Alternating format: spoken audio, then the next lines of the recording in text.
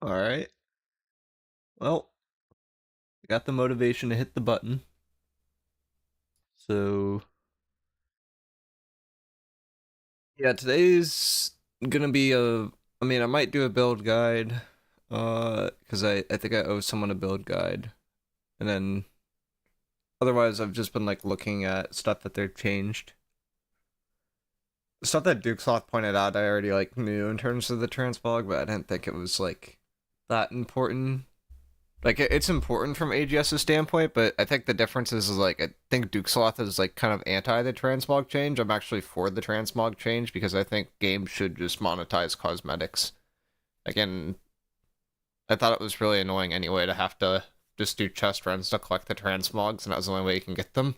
So maybe I'm selfish because I didn't like doing that, but to me it felt kind of stupid. That being said, the transmogs are really, really cool that some people put together. Like, yo, Canadian, what's up? Cactus, what's going on? I've logged into New World I think once in the last month and a half to 2 months, and I just walked around. And New World's like the only game I like to RP in because some people that do it are just so good, and it's weird. Like it's just like really entertaining for me, and it's like more entertaining than most other things you could do in New World. And like the transmogs that people do are crazy. Like there's Mario's running around, there's Luigi's running around. Like you'll see like skins mashed up that like you never thought could come together to be something really, really cool, and it just exists. And it's like, okay, this is actually really, really neat. And I just didn't understand how that wasn't monetized before.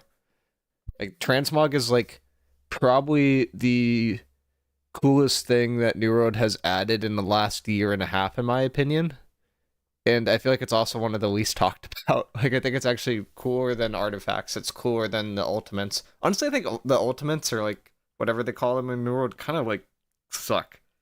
Because some of them are just like objectively better than others, and they just don't get balanced, and it's just frustrating. But oh well. Hey SLB. Um, I want to make a video about some of the data mining stuff, but I'm also like looking at other things. I'm just trying to see what they change basically. We did this at one point, and then I kind of came back to it. Heart runes definitely got rushed, but they were cool enough. Yeah, I just wish Stoneform got balanced. Like it's too good, and then like Vines with Purifying Heart is like also not really that fair. Detonate at this point isn't like perfectly balanced, but it's about the most balanced we'll ever get with these devs. Because in order for them to like change how that's balanced, they would need to fundamentally change some things in terms of how the game operates. But what changed in this game mode scheduler?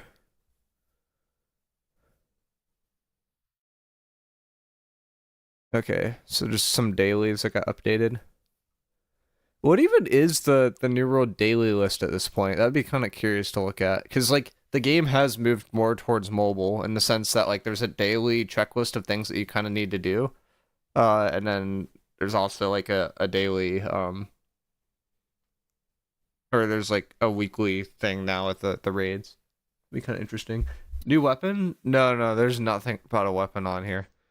Uh, the only stuff I found so far it's like kind of interesting is they added in some like, well, they have some code in here that is derived in terms of like optimization, which doesn't really impact much, but I saw some stuff on here in terms of like changes coming to OPR that we haven't like really explored a lot. Some of these are like more obvious, like instead of being 675 gear score as like an average, now everyone's going to be 700 gear scores an average. So it's like the legacy gear becomes like the legacy best gear becomes the new minimum.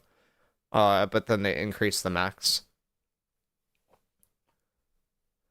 They added some stuff to OPR though that's like kind of wild. It's insane that we don't get any new weapon in 2024. Better ranked. Yeah, they did some stuff with ranked McDudes. Um, so what they did here, which I'll give like another rundown later, is basically they added in like before we saw this like used role selection and matchmaking stuff, and I was like, oh, they're actually adding like matchmaking to OPR. This is super cool, and like I made a video about that like maybe a few months ago. And now they actually updated it. And they're so basically it's just using role select like they exist in PvE. They're just leveraging that technology. An OPR, each group is gonna have a minimum of one healer. You're gonna have, and then everything else is just whatever you want. But you're at least getting one healer per group, which is a really, really, really awesome change. Like that actually helps so many things at the game that like I can't even like begin to like talk about it, because the balancing in the past was off of OPR. It was not off of war, because like 1% of players play war. Like who wants to balance off a 1% game mode? You want to balance off like the 99%, right? That are like most likely queuing OPR. But it's so hard to balance when everything is just super random and there's not even equal amounts of healers per team. So them putting like one healer on each team is like, honestly, this is the change that I think I've like been advocated for and like am the most happy of that they've done in the last like probably 2 years. Like it's actually ridiculous. Like this is like so amazing. It's more amazing than the artifact stuff. It's really simple too, but it's more like impactful than a lot of the other PvP changes that they made. Like their balancing was decent under Dave, and then like once Dave like didn't control balancing, it like kind of just disappeared. Uh, and this will definitely make that process a lot easier in terms of balancing things.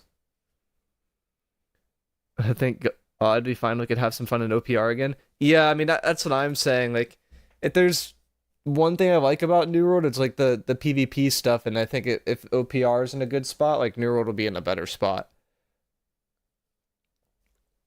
And I know AGS doesn't really want to put resources towards developing PvE or PvP. Like they'll say that they want to support PvP, but then their actions show that they don't really want to. But this is like probably the minimum that they could have done, and makes me like a lot happier that they're actually doing that. Now people will queue with a life staff and change it to match. I mean, you have to have 200 focus when you queue, but yeah, that's the thing that you could do. I mean, you're just griefing your team at that point. So that happens in like Albion, because Albion, dude, the more I play Albion, the more I realize that New World's like doing a lot of the stuff that Albion's did, but they're doing it like 7 years later.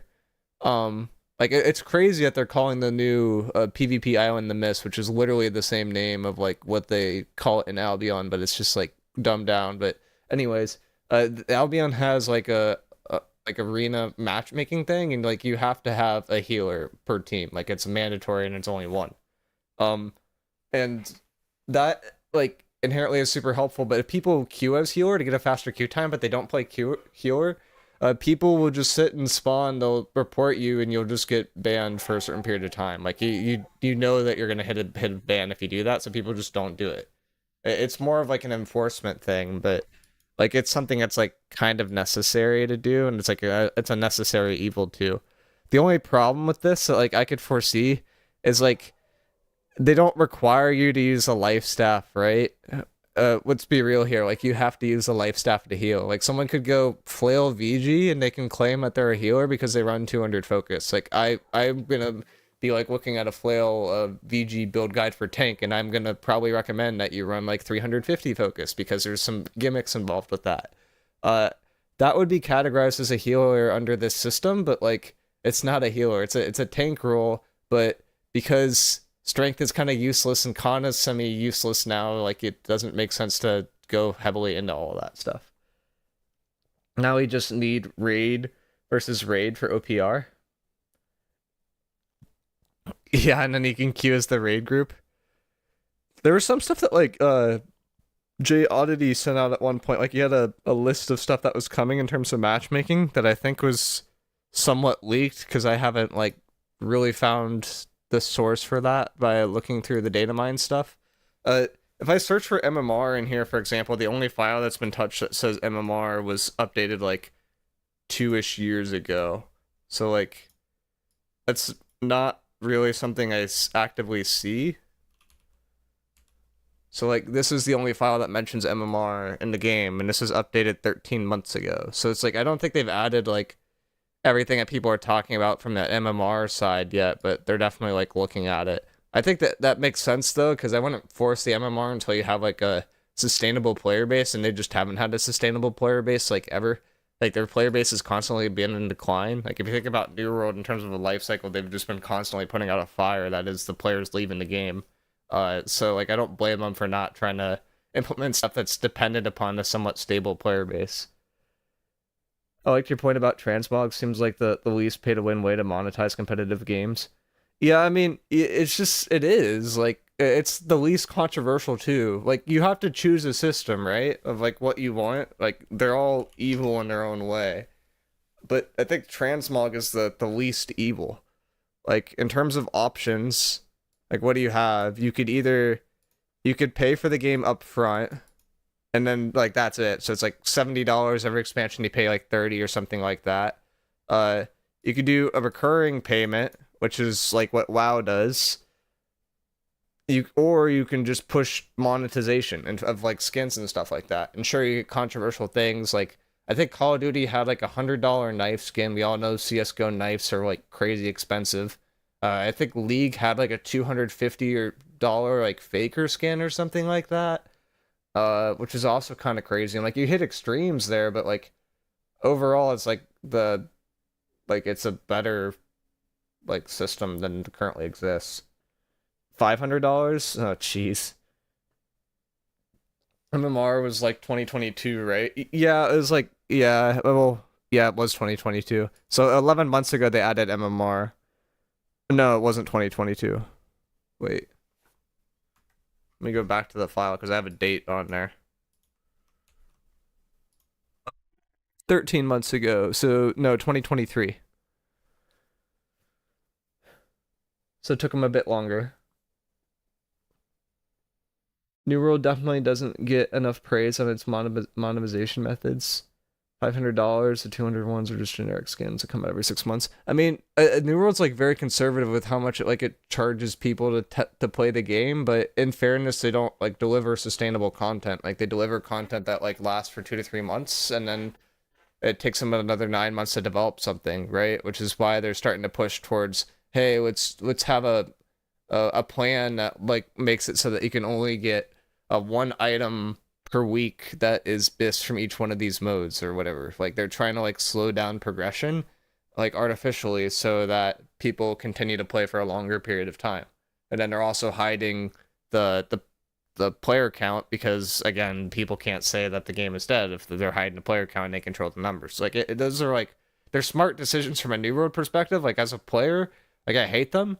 And I think a lot of people are kind of upset about it, and it's kind of makes sense. But like from a dev perspective, when if like I'm trying to make money off the game, like what people care about in terms of games is are they alive or if they're dead or not.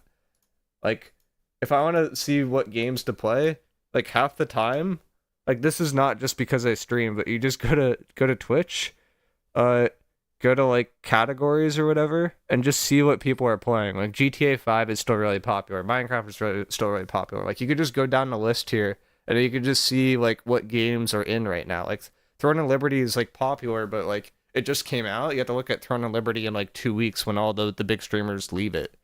For example.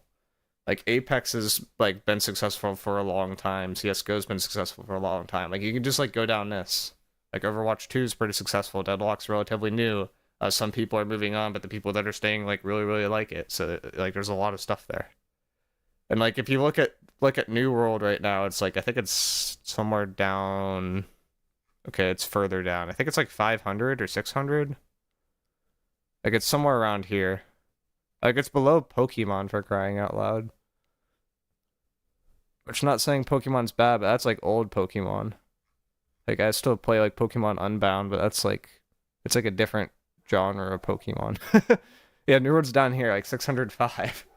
Like Hollow Knight's a really, really good game too, but it's not like a game that people like stream super often. So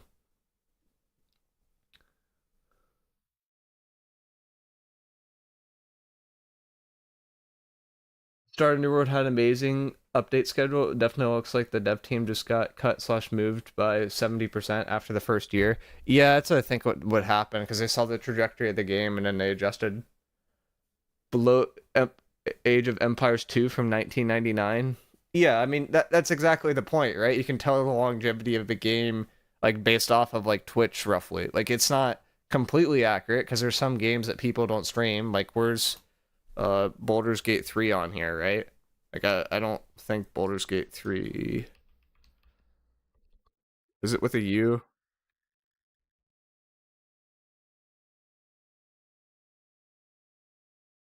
I thought it was like this. Oh, it's BAL. It's just not showing up. Okay. But Baldur's Gate 3 is a super popular game, but it's not streaming consistently well anymore because it's like a solo game.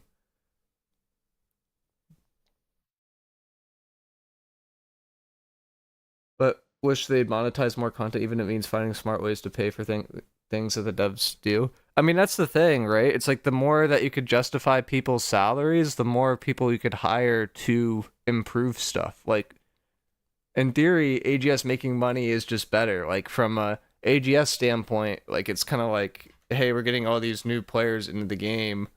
They're gonna be paying us money or whatever, and that's gonna that improve the PC player base in a bit. But right now, it just doesn't look good. Like I don't know. Like they're thinking like long term here it will help the PC players, but short term it's like kind of annoying. Amazon also just used New World as a gateway to get into the game publisher market. They probably used the 40 mil sold copies to get contract deals, something stupid like that, but they might have. Dude, I can't believe Christian McCaffrey he got cursed so hard. The news came out about this guy today that he tore both of his ACLs or something stupid like that. Like he's seriously hurt. Like right after he gets Player of the Year and all this shenanigans ends up on the cover. Uh, but that's just a known curse. Like Once Human was a game that a lot of New World players moved on to, but it's not doing as well anymore. I heard BDO lost a lot of people. Like it used to be around 10K to Throne and Liberty, which doesn't surprise me a ton. But BDO is a there's all those games and why is Virtual Casino so high? But I don't know. Like that's just one way to gauge how games are doing. The other way that people do is they just go to Steam charts or whatever because you compare games. And then yeah, I can just go this way too. Like this works okay. I don't think it's perfect though because like you're only looking at Steam. Oh, Helldivers is picking it back up. I know Helldivers had a really good update recently, but it's not a game that like people like to watch being streamed. It's a very chill game to play on your own. Like I like to play that game in my free time too. But yeah, Path of Exile is such an easy of a pump out content people buy. Uh, Quality of life perks or MTX pays for devs to pump out more context. Yeah, like I mean, Path of Exile is like a kind of an exception though to a lot of games because like okay, this is gonna sound harsh, but like the Path of Exile devs like actually play Path of Exile. Like most devs don't play their own game. So like Path of Exile just inherently benefits a lot because the devs actually understand the problems that exist and like are willing to fix problems that exist because they're passionate about the game that they're playing because they like to play it.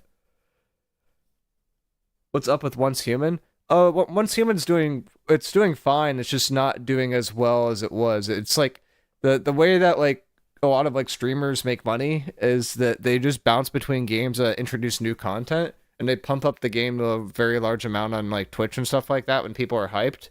And then when the hype cycle dies out, they just move on to a different game. So they just go from hype to hype to hype to hype. So you have like the hype streamers, and then you have streamers that like react to the player base falling and then they just act like they're all pissed off all the time, which honestly sounds a lot like what I do, but I only do it with one game.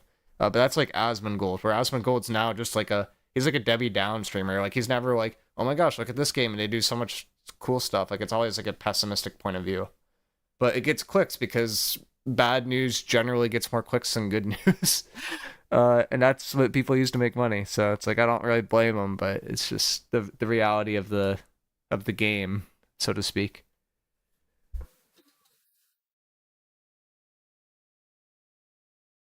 There's also like getting back to this data mine stuff. They also added some stuff for the raid too, which some of you guys might have seen from the Discord, but they added like a matchmaker thing for the raid. So yeah, this is the raid thing that they added. Need to be level 65, so you have to have the expansion. That makes sense. A queue ready threshold is 8, which I don't know why that's not 10, and backfill ready threshold is 9. So it's like people can get backfilled into the raid, but the weird part about this means the raid's queuable, which I don't know what I think about that. About like you being able to queue into a raid. Like I think that they need to do that, and it's something that they need to push, but it's like it's kind of aggressive to push it like immediately, and also I don't think people would ever be able to like queue beat like the sandworm, but maybe this raid doesn't have like complex enough or it has like relatively simple mechanics to be able to do it. The other weird part about this is I didn't see like a role thing for this. Like for the PvP areas, I saw like, hey, you need to have a certain amount of tanks, you need to have a certain amount of healers. Like I didn't see that here. Um, which is weird because I think for this raid, like you probably do need at least one healer and two tanks from what I was seeing to like complete it, and most likely two healers and two tanks. The raid is going to be an easy arena or something boring like that. I mean, we saw gameplay footage, and that's what it came up like. That's what it looked like to me. Like I got bored of the raid within 10 minutes of watching it, but I've only heard like good things from people that like tested it behind the scenes, which I think is like a testament to New World, where it's like relative to New World's content, it's really really good. But like I think I said this like maybe 6 months ago. It's like if I want to go play a PVE game, like I'm gonna go play Baldur's Gate 3. I'm gonna go play Helldivers. I'm not gonna play New World. Like it's just it's not quite there for me. But I know for some people it scratches an itch. Like it's a chill game to play, which is fine. But it's not like a game where you really have to like consistently think about what you're doing, if that makes sense. Like New World's like it feels like more of a dance game to me at a certain point in PvE where it's more about pattern recognition, and it's just like, okay, they do this, I do that, they do that, I do that, and there's not like a lot of adaptability.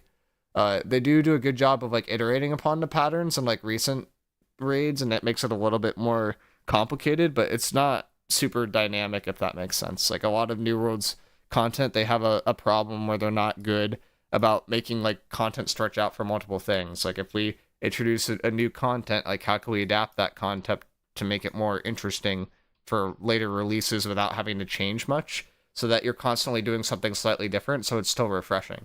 Like this is the beauty of like MMR and matchmaking and multiplayer games is I could play Deadlock for 500 hours and it's still as fun to me as it was at the very beginning, because there's so much to learn in terms of like intricacies of like certain matchups, like map mechanics, teamwork, and all these things, and like you have and just like a consistent like thing to like kind of push for in terms of PvE that's there with the leaderboards. But it doesn't, to me the leaderboards still don't feel genuine because it's not like there's an all-time leaderboard for a lot of things. I think for the raids it will feel a little bit more genuine, but for like the mutations are uniques, and you it's often about luck of the draw which mutations you get in order to like set a record for a certain event, or like for certain things like Genesis there was a bug at one point that just like let you get through the whole thing significantly faster, so that the people that use it had still have the world record and never could be taught or beaten because the bug got patched. So there's like stuff like that that like kind of make it more boring to me. I don't know.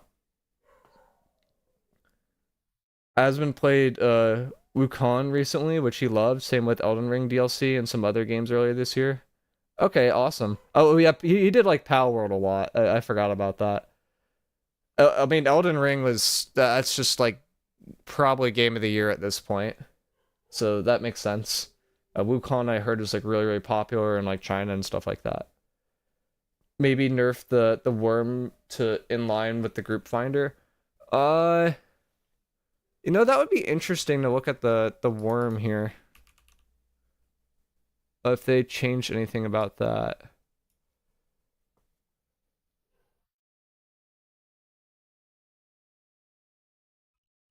Raid Brim. No.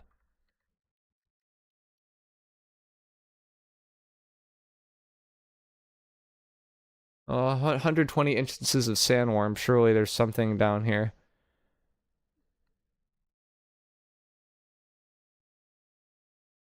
It's the same requirements. Oh, gear score recommendation. Yeah, they bumped the gear score up for it. So yeah, they did change it because it used to be 600, now it's 700. You know what the interesting about this is you can make an argument that AGS is actively taking away content for players that didn't pay for the game because the raid used to be part of the base game's worth of content, but here they're just replacing the old one, right? Instead of adding like having the old raid and the new raid, they're just combining it into one, and then they're getting rid of the content that's there. Like I'm not kind of the person that like, gets really petty about that kind of thing, but there's some people that would get really upset that they took away some content that was there previously with the game, and then they reintroduced it upscaled in a way that you can't access it unless you pay for the DLC. Dude, why do the chat bots always come in here asking for views? Like, I do not care if the stream gets popular or not. I just like the people. Astrobot is game of the year. I'm not gonna lie, I don't even know what Astrobot is. Which is probably more on me, but I only play a few games per year. Elden Ring was game of the year last time. Wukong will probably be at this time. Yeah, I mean, you're not wrong.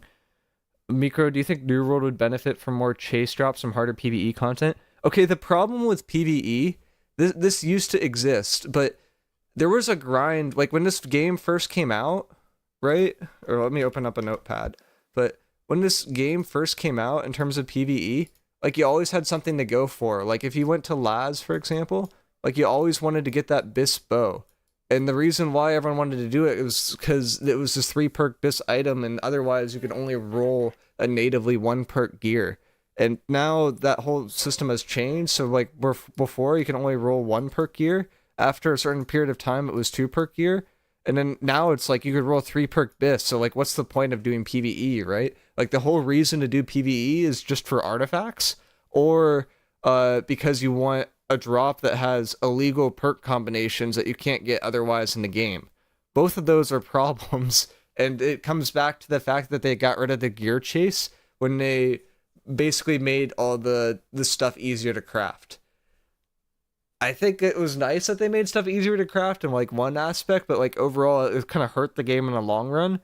I think if they wanted to make everything like super easy to craft, they would need to have like more vertical progression throughout the game, which they're kind of doing with this reset. But the problem is that they only have like a reset once per year, and then the vertical progression will kind of taper off, and there's like no more, like at a certain point there's no reason to grind other than like alternative builds. So it's like I don't know.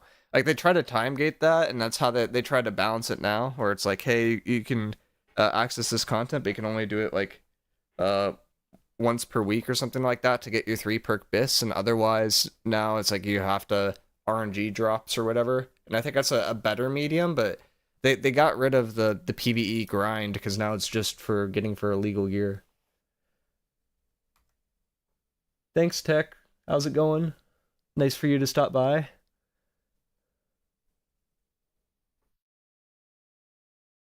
Do you need the expansion in order to enter the new CK PvP zone? Uh, I think you do. Yeah, I mean, First Light was taken away. I assume CK is like kind of in the same boat, or I think you do need to like pay to enter in the area now, so they took it away. Like when Duke made the or Duke Sloth made a video today about them taking away transmog, they actually did pretty well. I was a little surprised because like to me it's like that's one of those things I don't really care about, but I know like you can make a more argument for it's like, oh my god, they took away CK. Oh my god, they took away First Light. Like these are content oriented zones that I like doing. Like a lot of people actually like CK too because it had like a really good rawhide farm, and now people are like stocking up on a bunch of rawhide because it was like one of the best rawhide spots in the game, and like there's some other PVE reasons to like really like that zone. So just stuff like that that they're not really helping with. It's like in this next patch, like what's the point of crafting, right? It's like another question. And like to craft, like the only thing that you can craft is like this Gorgon gear that has a 1 in 200 drop chance. It's like super rare. So like the schematics, like these have a 1 in 200 drop chance of dropping, and then you could use this to craft gear, which it doesn't show it here, but like you could use that to craft some of this gear. I think it's still this one. Yeah, it's like the stuff that has like strength on it, like crafting recipes and then like you need to have the pattern unlocked to craft this stuff, and it's still like relatively expensive. So this is like for doing a 3 perk bis, but um, like I think this is. Yeah, this is bind on pickup. There's a different one that's like bind on equip that has like 1 perk involved with it. But like that's how you craft stuff now, and that's the only purpose that armoring has. Like it's crazy to me that they took away that profession completely. Like the armoring, like what weaponsmithing, like all those professions. They're just like, we're gonna make this all bind on player, and we're gonna make it so that any player can do it. And it's now it's like, okay, what's the point of like leveling the skill up to 200 or 250 or whatever, right? Like, is it to craft major or powerful holding stones? Like, that's kind of a stupid reason. But I feel like they just didn't really think about that, to be honest. Like, I don't have confidence that they thought about that. Do PC players need to pay for this? Not if you bought the Rise of Angry Earth expansion, which is the one that had First Light. If you bought that, you don't need to pay for it. If you did not buy that, you do need to pay for this. Oh, they killed crafting. Fucking hell. I mean, yeah, like this is a 1 in 200 drop chance to craft stuff. Like it's, and then like you need to get the schematic in order to craft like the endgame gear. Like everything else is time gated. So there's no more like mass craft like gambaing, like, right? Like that was like a big driver. Like I remember like in my first company, which still exists today, by the way. It's like one of the only companies that still exists. Like Full Nuts was it before, now it's like Fresh Munch or whatever. But we used to like do all these PvE oriented tasks, and like we'd have like attacks and everything. Like we did all this like manual calculation to put stuff into the guild treasury, and then we do mass gambaing, and we just craft a bunch of things with the company money. And it was so fun just to roll like 200 items just to see like if you got like one bis piece or whatever. Then we'd auction that off. It was like really, really interesting and like really, really fun, like a dynamic. But that like kind of magical piece is like it's gone ever since they introduced inductors, basically. Which I know why they introduced inductors and like why people are like why it was kind of going that way, because it felt like you kind of like the bis gear was gate kept behind like basically just buying gold off of G2G, but like no one wanted to officially say that, and that was a problem for AGS. I feel like the better solution is just for AGS just to sell the gold and do like a similar thing now, and you keep the grind there. But uh, I think that at this point they'd be moving so far backward with that decision that they just don't want to even think about it. So Gamba crafting was 2022 pre Brimstone Stands' content. Yep.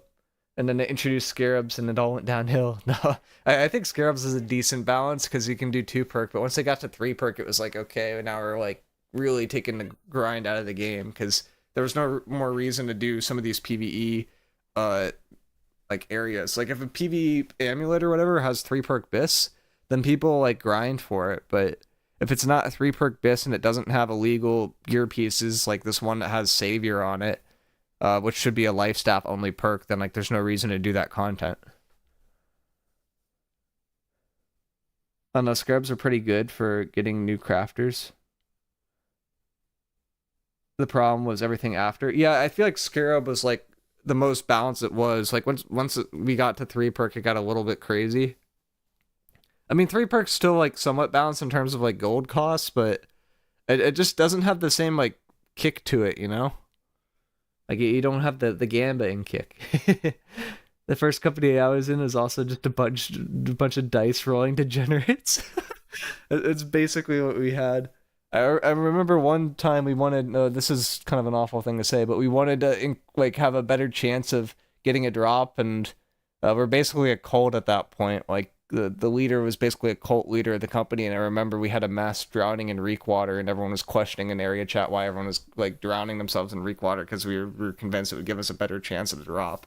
It's just stupid stuff like that. But that was like the early days when New World was like really, really fun. And then it got a little bit older. Everyone's looking at the transmog token thing being gone. That makes sense. No, I like 3 perk, but I totally get you. I always lose the Gamba though, so I was happy to see it go. Yeah, I mean, at least it's like the 3 perks time gated. Like I think it makes it a bit better. Uh, I really don't like what they're doing with the current event though. Like this is not great from a endgame perspective, where it's like you can only do the raid to access the new gear, or only do like this new PvP area. Like I think I know why they're doing it, because they're trying to get people to engage with that new content, but it completely kills like mutations. Like they're just not doable anymore. So people want the artifacts, like unless you're on fresh, you're just not gonna be able to find a group for them. Like the only thing that they do is they give you like dark matter, which just is gonna feel like another grind, which is just used to level up artifacts. So I mean, it just feels odd to me.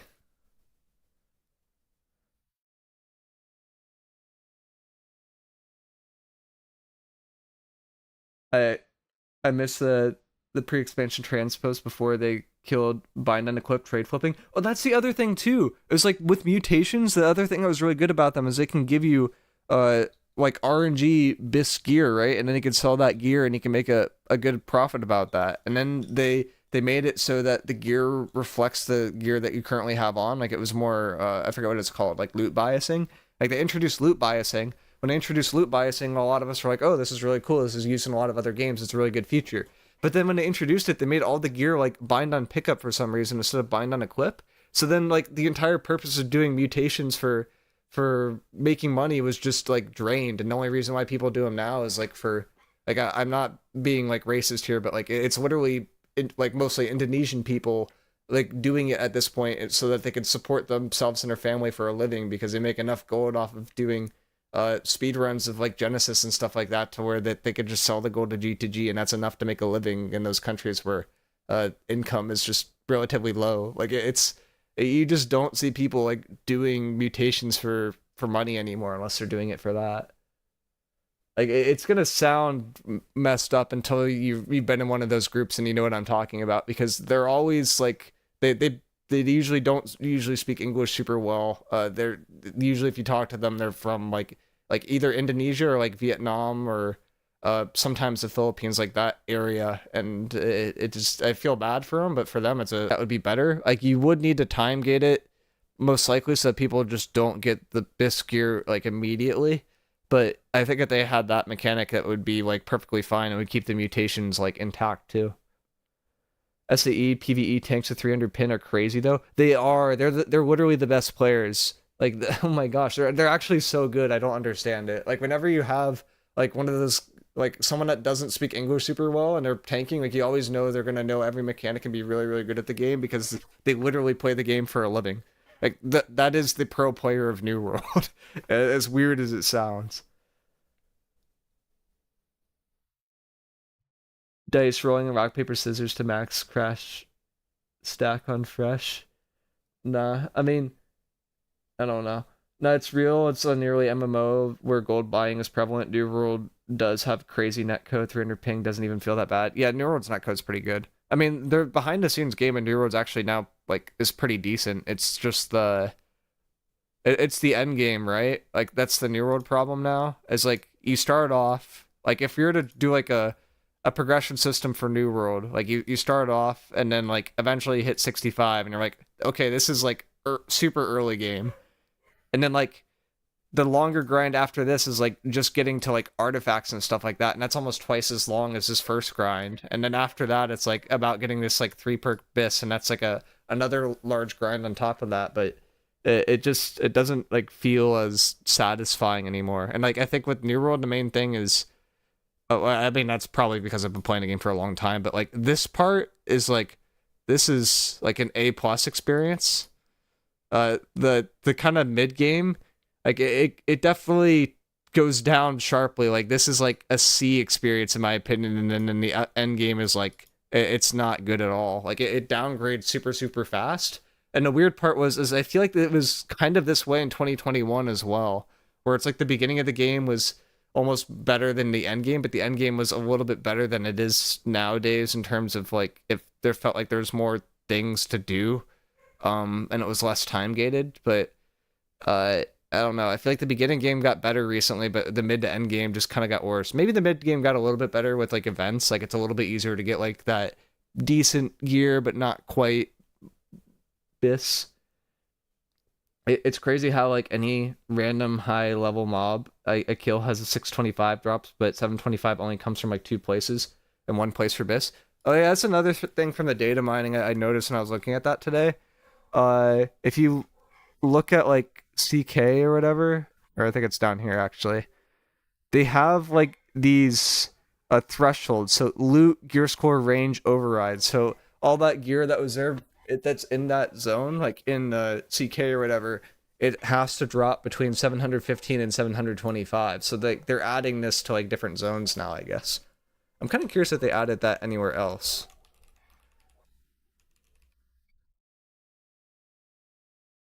Yeah, so they just don't implement it for everywhere. Oh, they actually nerfed the mutation gear range. The mutation gear. Oh no, they did nerf it. Oh wait, yeah, they actually nerfed the mutations. Wait, no, wait, did they get rid of them? Wait, mutation gear score override's gone. Does that mean they got rid of mutations? Wait, what? I thought some of the gear only dropped from mutations though. Huh. Because they got rid of this mutation gear score range override, and now it's only the default one being present. That's a little odd. Yeah, they got rid of that for all the mutations. It looks like this is a thing in the past, and it was just like what gear range stuff could drop between, and like nothing is going to be as good as the new content, which kind of makes sense. Yeah, and this is like early game mutations. So if I go down to like the PvP zone, is that in here?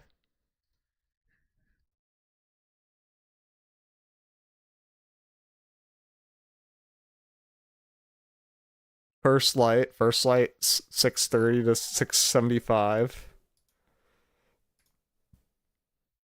So it seems like the random drops can cap out at 675. You could do mutations to get up a little bit closer to 700, and then after that, it's just like, hey, do the endgame gear now, like the new endgame stuff. But yeah, it looks like they added in some gear score limitations for different things now, which I think is like okay. But if they got rid of mutations, it's kind of sus.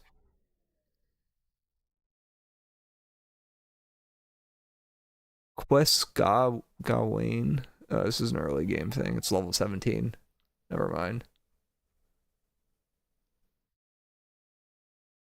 Mutations being God would be hilarious. Not gonna be. Not gonna lie. I mean, yeah, we could search for stuff that dropped on mutations too, right? Because there was some mutation specific like M3 gear. I forget what that's called though.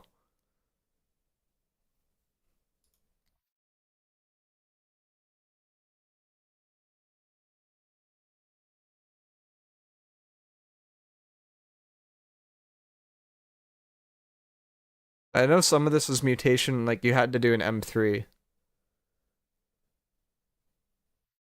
All that inconsistent code hurts my eyes, feels bad, man. It's like written by 100 different intern devs that shows. Yeah, I don't know if I could say I'm surprised, but yeah.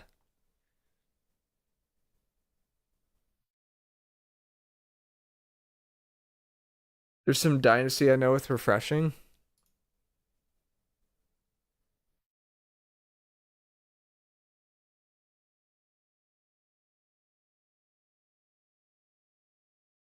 Yeah, well, I mean, it looks like mutations are still in, or at least they exist enough to the point where it says mutation level 3.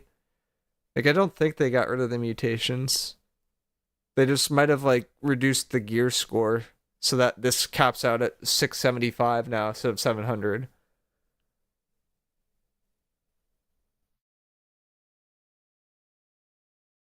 All I remember is this Palisade shield is M3 only, not Palisade, my bad. Yeah, Palisade's the PvP one. Palisade's great, I still use that one. No reason to get rid of the mutations. Yeah, there's not really. I mean, other like mutations at this point are mostly for transmog. Like the gear won't be bis, and it's like I guess if you want to get a certain transmog outfit, you can do it. Like I know like some of the void mutations like had some cool transmog gear that I wanted to get at one point, but then I got lazy and just didn't care enough. Um,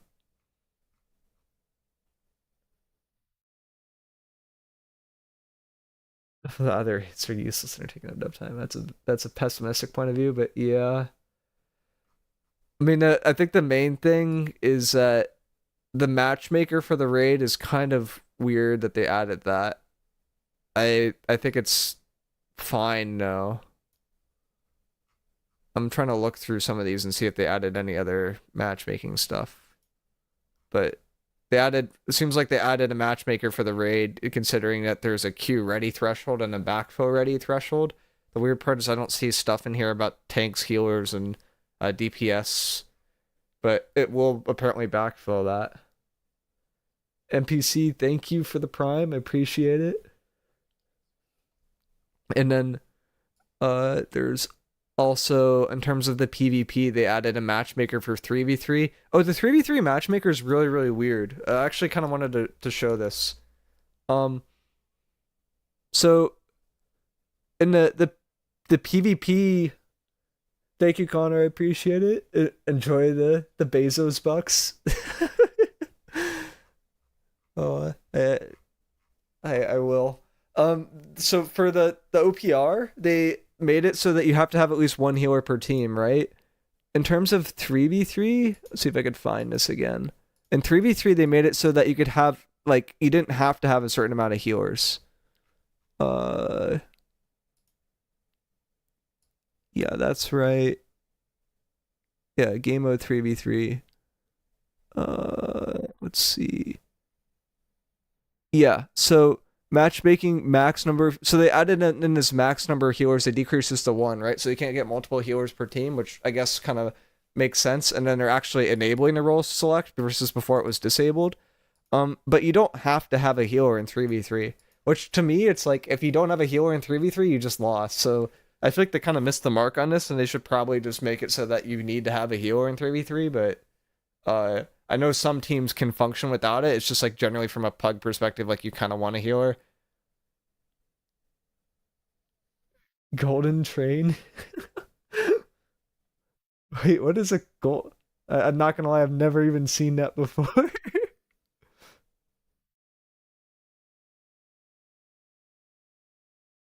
Both teams should have the same number of healers, either 0 or 1 is fine. Yeah, that's what I'm saying. Like the min should be the same though. Like you need to, like, I guess the min's the same, but the min and the max should be probably be the same for that if you're gonna enable it. Like if one team has a healer and the other team doesn't, the team with the healer is just gonna win every single time. Which is why, like, I think OPR is more likely the end game like mode to really participate in if you want to participate in a mode. So I also thought it was funny that they added this in before but didn't enable it, and now they're just enabling it, but it's like existed in the code for a bit.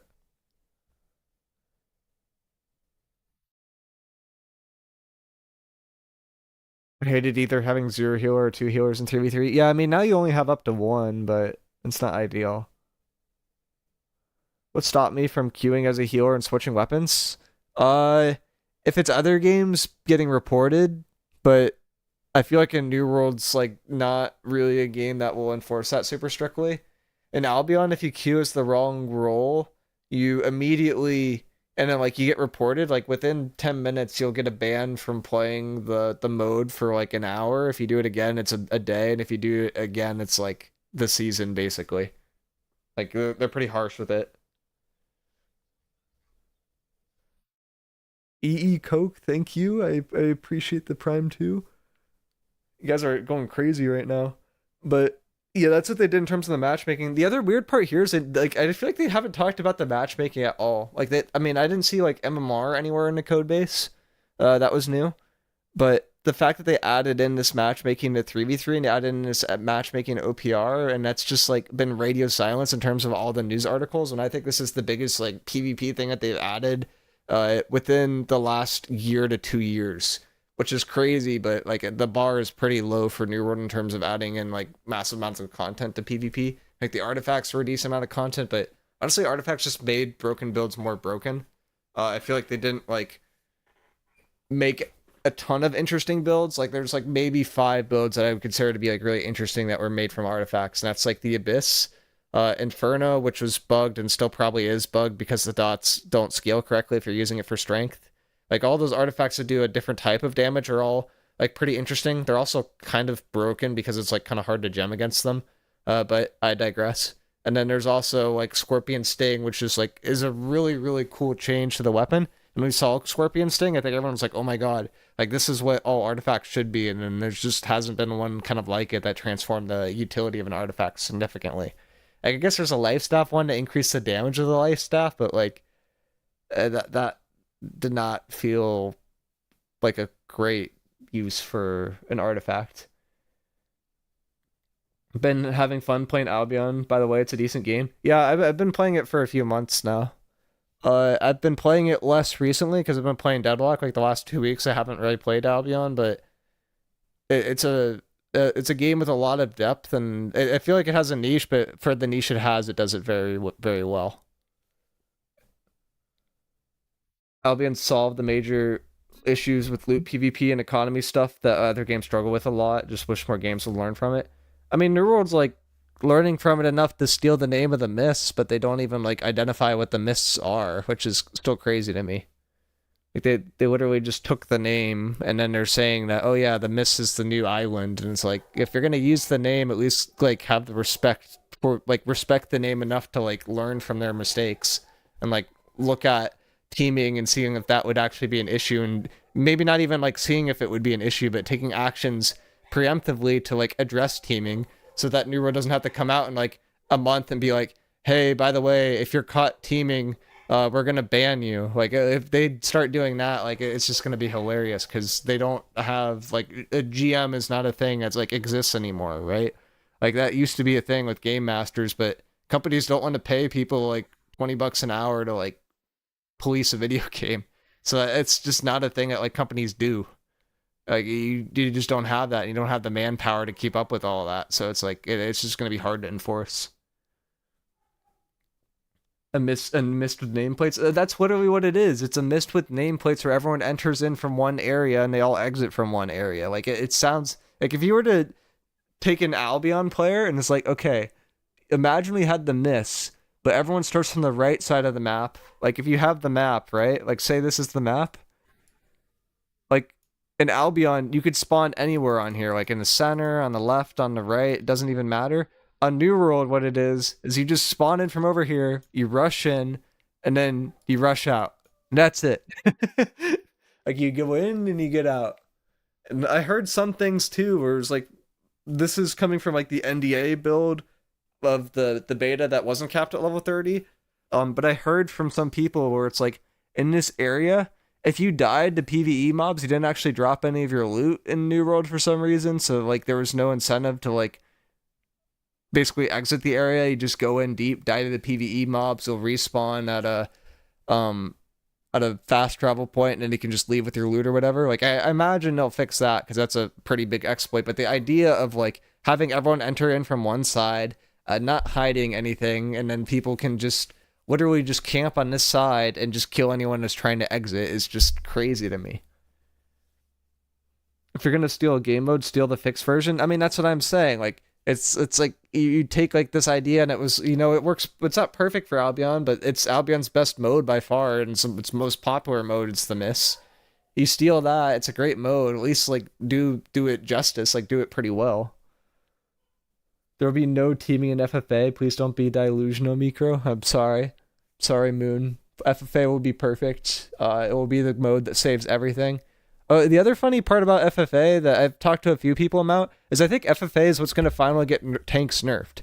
Because, I honestly want to do this because I think it will be funny, but I don't want to do this because it's going to break everything. But, like, being realistic, if you want to go play FFA and you don't want to PvP, just go SNS Rapier and go 500 con.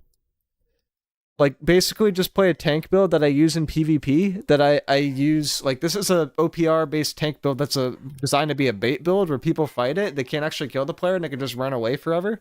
And you negate all the damage in the world because you can just block with the shield while you just passively regen.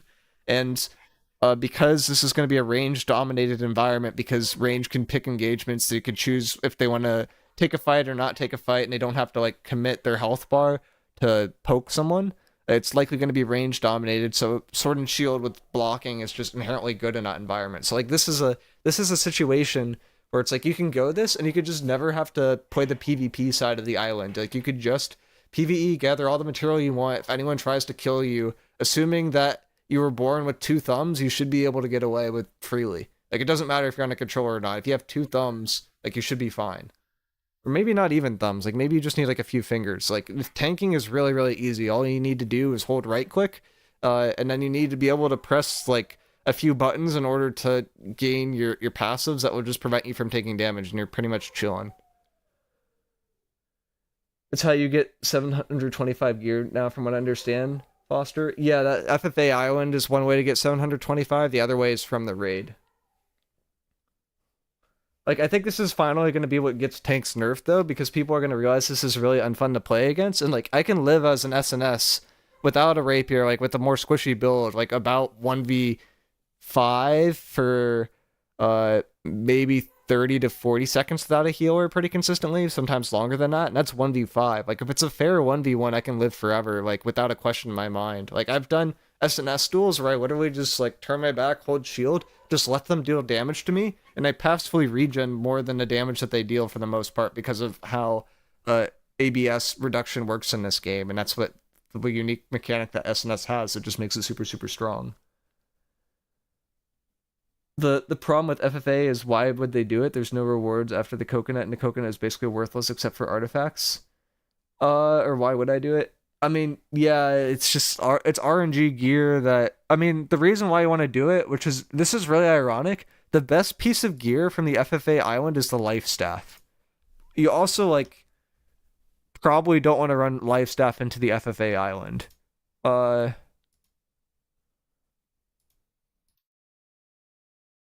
see if I could find it.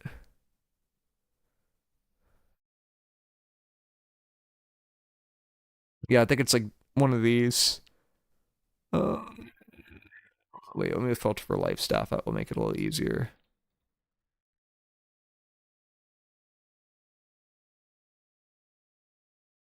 Yeah, Living Mind. It has Blessed, Refreshing Divine Embrace, and the last perk is random. I think there's one that has 3 perks or something like that.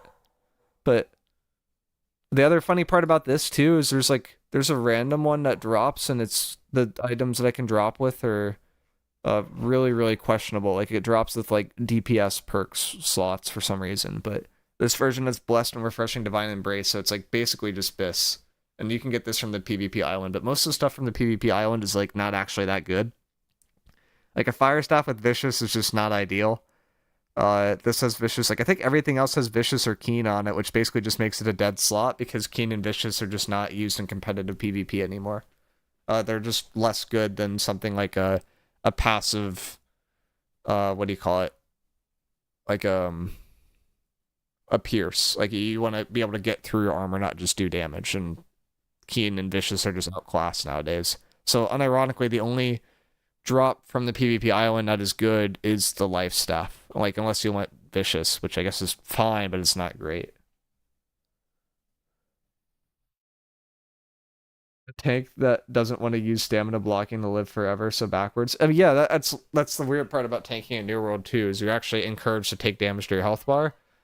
There is a bit of a juggling act too. Like if you have too little health, you obviously want to block. If you have too much, uh, and then like if you have a lot of health, then you want to use your health instead of blocking. So there's a juggling act to it, but it's not something that like you typically do.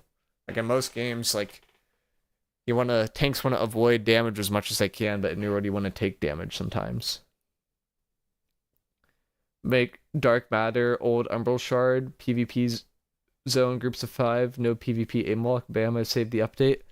Yeah, the problem is that that train of thought would take AGS about 3 months to implement, even though it sounds really, really simple, and I'm not really sure why.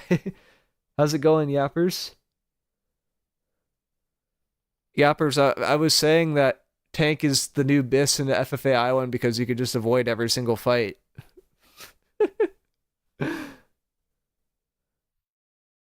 Let New World go, come play Deadlock, feels okay, man. We wait for Ashes of Creation release date. Oh boy. Deadlock's been really, really fun.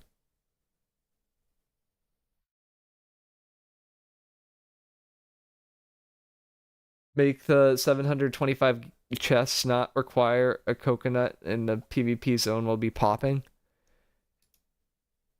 I haven't even like looked at the chests that much from the PvP zone to be honest. Like I looked at them, I saw the drops were kind of mid, and then I was like, eh.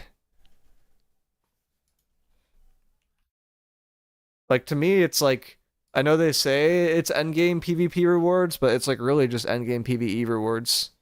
Like what are the coconuts used for? Like the cursed coconut. Just get them from the large chest, which is only two. Wait, what? You could get the cursed coconuts from the safe part of the island too? Isn't the PvP zone like this part? Like this is like safer, no? That part isn't safe. A newer database is wrong. There's like 160 of the large chests. Okay, that makes me feel a little bit better. Um,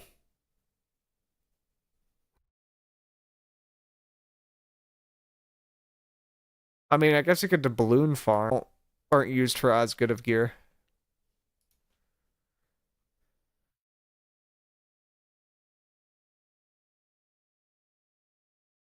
Hope you've been well though. Say less. Tell me what server I'm there.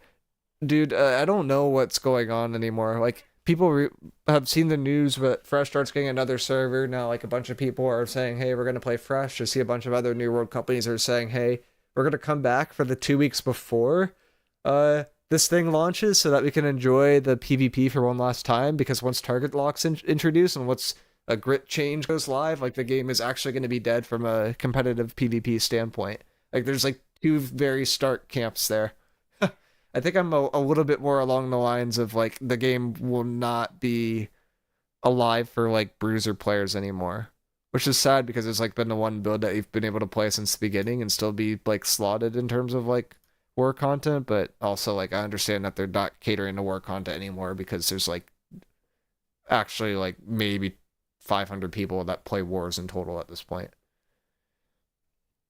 And I don't think that I think that their new system's actually making that worse. But yeah.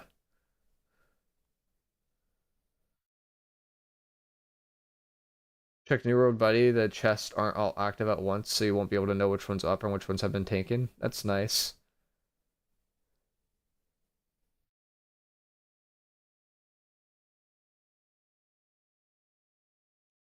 Finch has been going off lately. Like he's actually like he's become a smarter data miner, like a smarter data miner than I think he was in the past. Like it's been kind of funny. He kind of leveled up.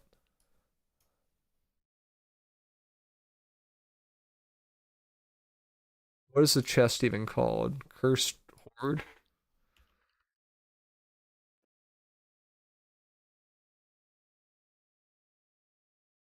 Oh wait, I have to go to PTR. I don't think there's a map here though, right?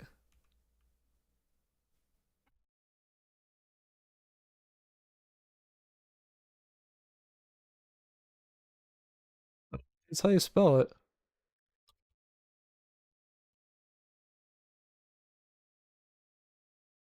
Probably in the wrong tab though. Hi, question here. What does distro A mean and distro B? Uh, distribution A and B, and I'm not really sure what it means to be honest.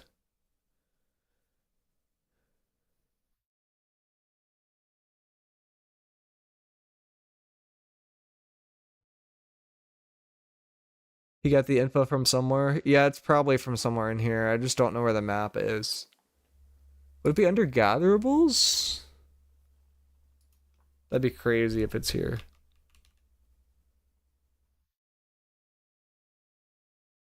Oh yeah. Oh, yeah, that's where you find it. Oh, look at that. They put like a lot of the BIS stuff at the very edge of the island, like people are saying.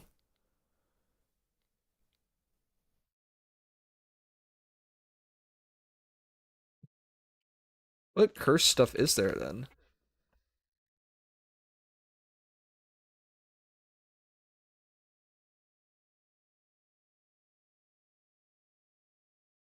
So this shows the large, medium, and small ones. So yeah, they just stack them together. So you can kind of see what the hotspots will be from a PvE standpoint. They got orichalcum, got mithril.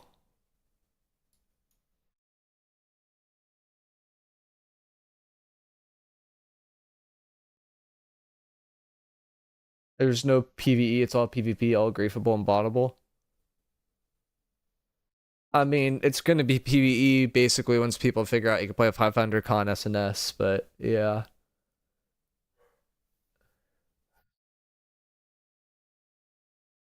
Wait, it's all the same with the cursed prefix in the name? Yeah, basically. Look, the smartest devs are usually the laziest ones. That being said, this is really lazy.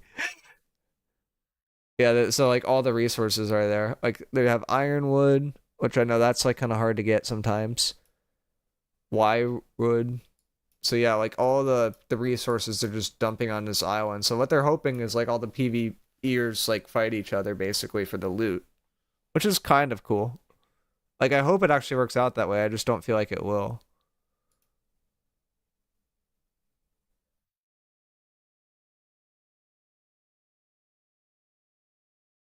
Why can't I see the loot tables? Oh, there we go. Oh, and there's like cursed resources.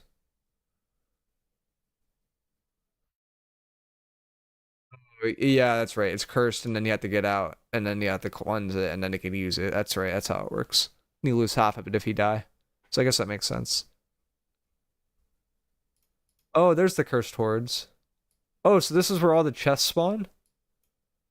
Why is it so small, by the way? Like, why can't I make this bigger? It's so annoying that it's like it's so tiny for you guys. It's like in the top corner of your screen. Could I make it? Oh, oh. Okay, so this is where all the chests spawn. And I think the reds are the large ones. So those are the griefing hotspots? Yeah. So like down here is a griefing hotspot. I should probably make this bigger. Like here, like that's a griefing spot. Like here's a really big griefing spot. Like basically all the areas that are like more densely packed with stuff seem to be like kind of griefing areas.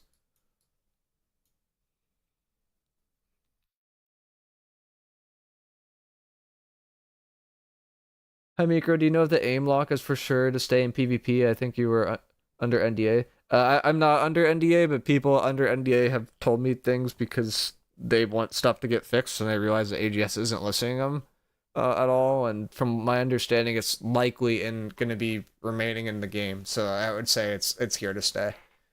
So if that's a turnoff for you, I understand. I know for almost every PvPer I know, when they heard that target lock is staying, which is basically just strictly an aimbot. I don't even know why they try to make it a different name.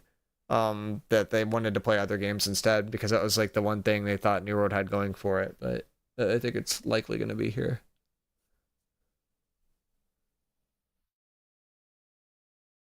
AGS hasn't like announced anything, but they haven't really said anything. I just want to fight all day, but that's me. I mean, hey, you might be able to fight all day out here. All I know is I'm buying a lot of health pots before the patch. No. Because people aren't going to be running mutations anymore, right? So the health pots might not drop as much.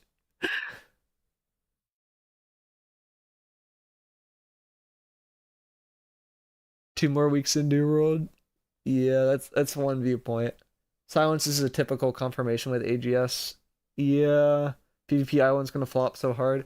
Yeah, I don't have a lot of faith for the PvP Island. I have more faith for unironically, I feel like the PvP island's going to turn into more of a PvE island because I think it's going to fail relatively badly and people are just going to PvE on it because that's where all the best resources are. The other aspect of this too is like if everyone's competing for these resources, that means that the resources throughout the map are just like a lot easier to get to, so like you don't really need to compete as hard anymore.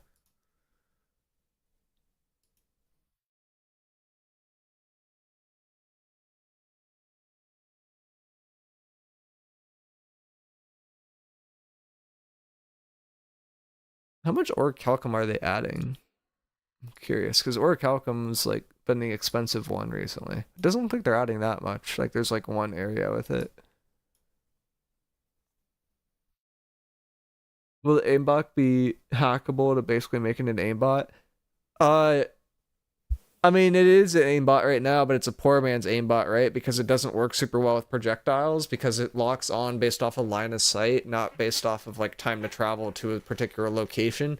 If they wanted to make it better, you would need to like estimate uh the amount of movement that a player would have based off their current trajectory, and it basically turns into a guessing game where strafing can like soft counter projectiles at a certain point. So I don't think it can get too much better. Like I think it already borderline tracks people through walls and stuff, so it's pretty stupid strong and it spins super fast.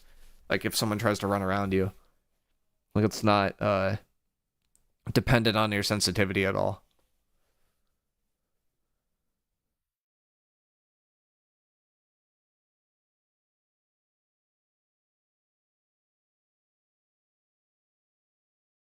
Then you have to get out of back out of the zone with your thing. Coconut doesn't drop. Yeah, I mean that's gonna be the name of the game, right? You have to get in, you have to get out. It's a close to mid range auto aim, in my opinion, that long range. Yeah. The exception of that is like hit scan weapons, which the only hit scan weapon still in the game is the blunderbuss, which is inherently a short range weapon. Musket is not hit scan, but it's pseudo hit scan. Like I think like for a bow, like I think that aimbot basically only work for like 10 to 15 meters, but for musket I think it will work for like probably 30 to 45 meters before it doesn't hit consistently. If that makes sense. Like I think if they had like a distance requirement on it, it would be a little bit better too. Can't you turn off target locking in your settings? Yeah, you can turn it off on your settings, but you can't turn it off on other people's, right? So if you're not using it, in theory, you're at a disadvantage. So then you're encouraged to use it. Uh, there's a few builds where I think target locking will be bad. One of them is tanking, which is weird, but this mostly pertains to PvP, where sometimes you actually want to like not block attacks, and you want to like be looking around in all different directions, and target lock locks your camera in place, right? So you can't see as much with your peripheral vision. So I think for tanking, it will still be like relatively high skill ceiling for New World. But yeah, some things won't be as great. Are they ever gonna fix Mithril, by the way? Because like Mithril just like is worthless, right? Like you can buy Mithril for like 2 cents, and then they added in more Mithril than they did Orichalcum. Like Orichalcum is the short in the supply right now, and like they didn't add a bunch of Orichalcum, but they added in a bunch of Mithril, which doesn't surprise me, but is like kind of frustrating. They added in Lodestone too. I guess I might as well.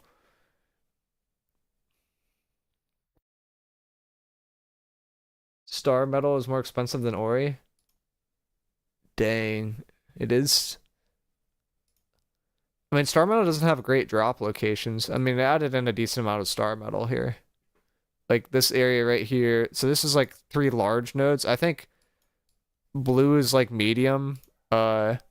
The green is small and the red is large. So like this area right here is a really good one to go to. Like this area again is really good to go to, which we saw earlier. So I imagine this like whole area up here will be like a PvP hotspot.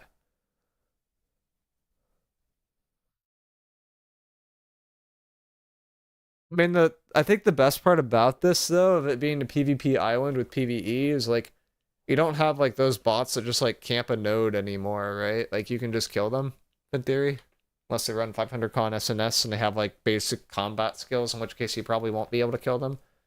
Uh,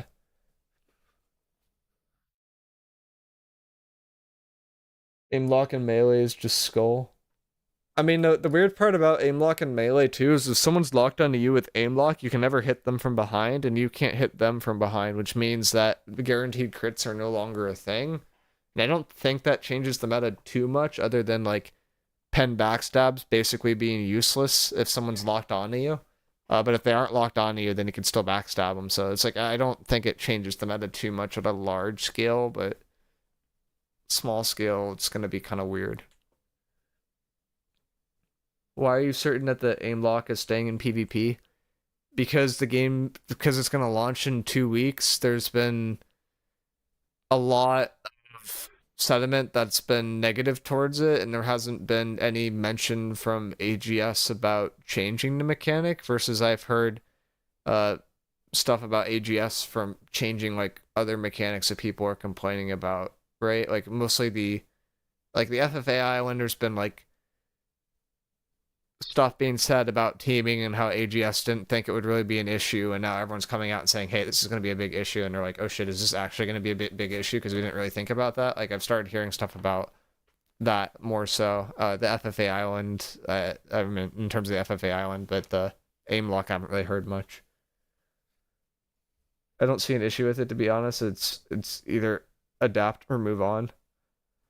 Yeah, I mean, for some people, I don't think it matters. For people that are like been more invested in the PvP side, it's like it's a death sentence. But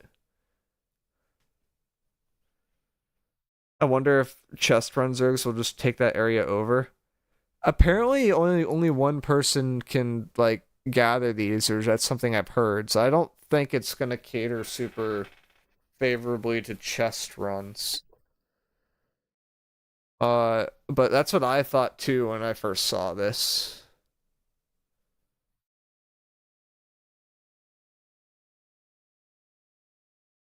The large scale thing go. Is it up here? Yeah, it was hiding. Found a new bug.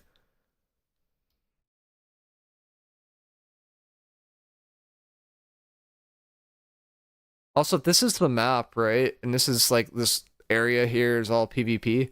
Like I could camp here. Like if I were thinking about spots to camp with the musket, basically any bridge is a really good spot to camp with the musket.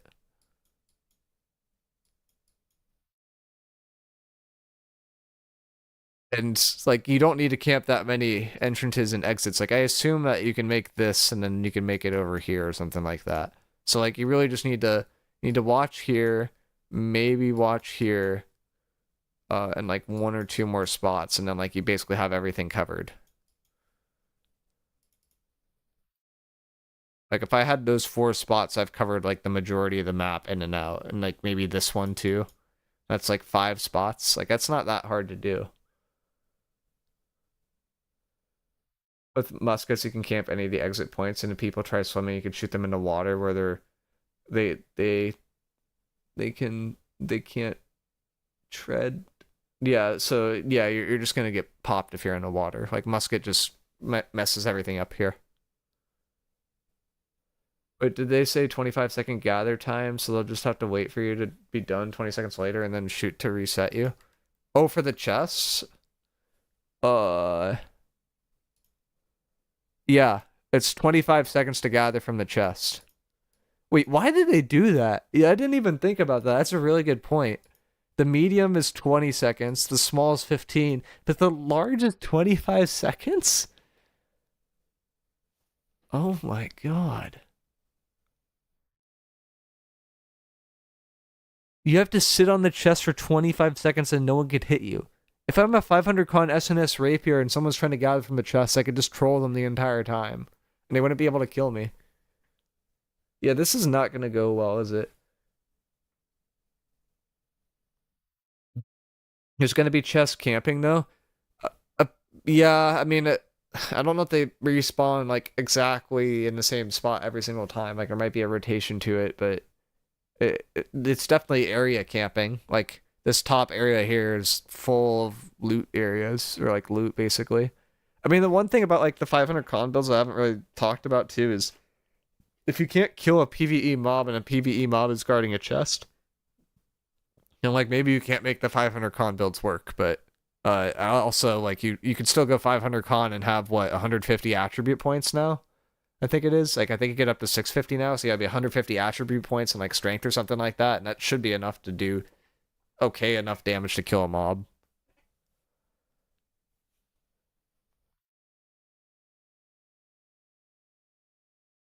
20% movement speed at any given moment's crazy. You can buy your way out through the season pass based off the new world database or new great sword is in season 6 or yeah, the season like there's rewards for the season pass too. The season pass usually isn't pay to win though. Personally, I'm rolling heavy 400 plus con, sword and shield, probably a Grace great sword, since you guys pay with it. Okay, yeah, I see what you're saying. It's been a while since I've been playing. Is the gear score bug still a thing? Yes, it is still a thing. Are we just doing 500 con with just pants and weapons? Uh, I don't know if it's worth dropping your armor. That's like one that's like a little bit harder to tell. But it's definitely worth dropping your weapons if you want to be more tanky, yeah. So like your offhand, you should basically always be dropping to like the lowest gear score possible. Like that's like a given because it will boost the damage of your main hand and you'll take less damage. The armor, it's like not as strict, right? Like with your offhand, you only get benefits. If you drop your armor, I think the factors fight each other enough to the point where it doesn't really make sense, and you lose so many attribute points where it also just doesn't really make sense in a grand scheme of things. Um, but if you were to just sacrifice your offhand, then you gain so much benefit for so little cost that it's like basically always worth it. Fuck, I'm late. What have we got so far? What have we talked about? We talked about OPR matchmaking. We talked about 3v3 matchmaking. We talked about the raid because they added a backfill mechanic, which suggests that they added some sort of queue system to the raid. We talked about the PvP island a lot, and we talked about kind of the endgame loop. We talked about M3s being missing / useless. Yeah, we talked about that too. Does low gear score offhand affect OPR? Not as much, because in OPR you get scaled to the minimum gear score. The current minimum gear score is 675. Next patch's minimum gear score is 700. The spot where it does affect OPR is they won't scale your offhand if you don't equip an offhand, right? So I can just run a sword and shield with no offhand. I'll drop my gear score below what it thinks that your minimum gear score will be in OPR, and then you can become more tanky and do more damage. So there is like a way to kind of cheese in OPR still. They said that they fixed that bug, but we tested it recently and it still behaved pretty similarly as it did before. Like it might be like less significant, but I was dealing like 2 or 3% more damage if you take into account losing the attributes and applying those attributes to the damage stat. When dropping my offhand to 60 or like 75 gear score, and then I was taking like, I want to say close to 10% less damage by doing that too. Like it was a significant benefit defensively and a small benefit offensively, so it made no sense to not do it. Like you should always do it.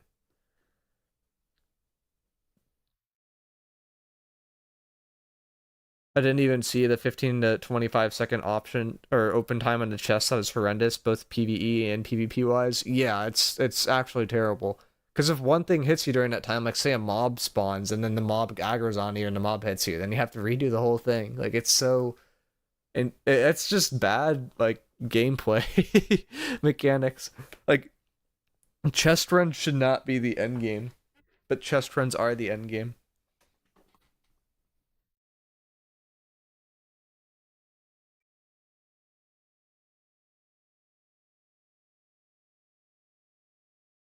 It doesn't reset though. The chest progress doesn't reset. Okay, that helps a lot. How do you tell it doesn't reset? Did they just say it, or can we see it somewhere? Because I just see gathered time 25 seconds. Min spawn rate 15 minutes, so it's guaranteed to have a chest there every 15 minutes. So yeah, you could just camp.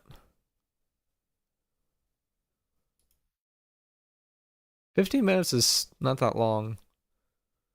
And the max is 16, so yeah, it's likely to, like, you could just camp these spawns. There's a video of some gameplay. Gotcha. Chest runs aren't content. I mean, that's the content we're getting, though. Which, I think it's fine to have content based off of, like, opening a chest and stuff like that, but, like, I feel like this implementation of it isn't that sexy.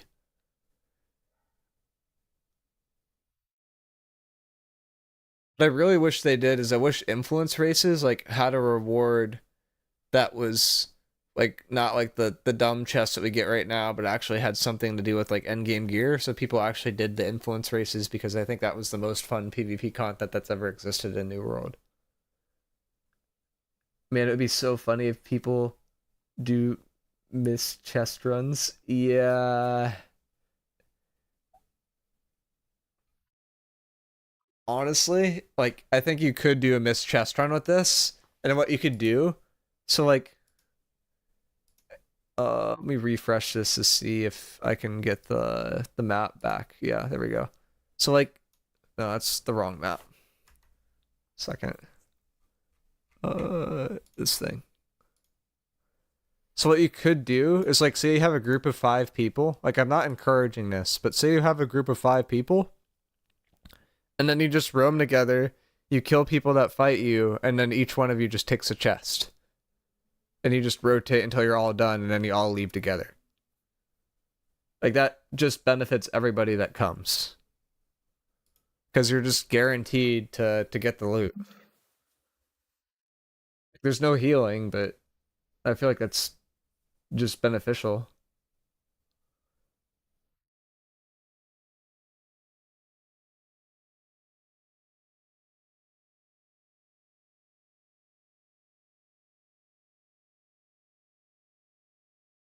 The PvE mob bosses and elite mobs. Friendly fire would destroy a large group chest runs in my opinions, but yes, a small group can coordinate and you can play range mostly.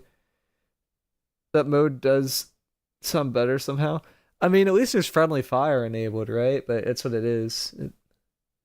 He just encouraged it. I am encouraged.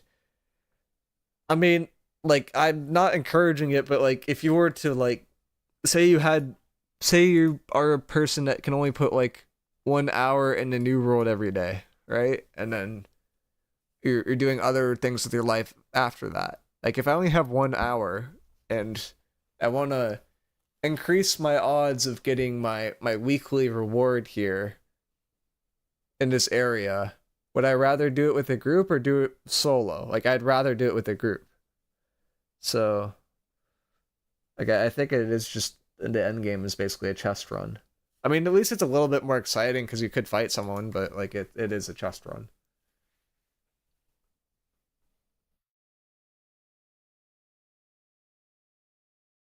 Chest runs are the end game since the game's launch. Like, isn't a surprise it will be the same in New World Eternum. Yeah. This would work better if it's instance plus cross worlds and then hide the names and all have the same skin or something. Yeah, that's what I'm saying. Like I think it would be a lot better then. Some people argued that if you all say okay, like you're all in the same common, you're like group up on this rock, then it would be that would counter that. But if it's instance, you don't know if you're necessarily in the same instance. So then I think it does work. They haven't played New World in about a year. I heard they're adding expansion to the map. Have they added a new OPR map? No, they have not added a new OPR map. They instead prioritized creating this like PvP solo island. The devs literally said that they knew better than the players and that the players didn't want a new OPR map and instead they wanted a different game mode. Like I'm like paraphrasing, but that's a quote from Scott, and it was like who's the main uh head guy in charge of New World right now, and it's just like that was a little crazy to me because I feel like we've only been asking for a new OPR map, and that just somehow has not happened.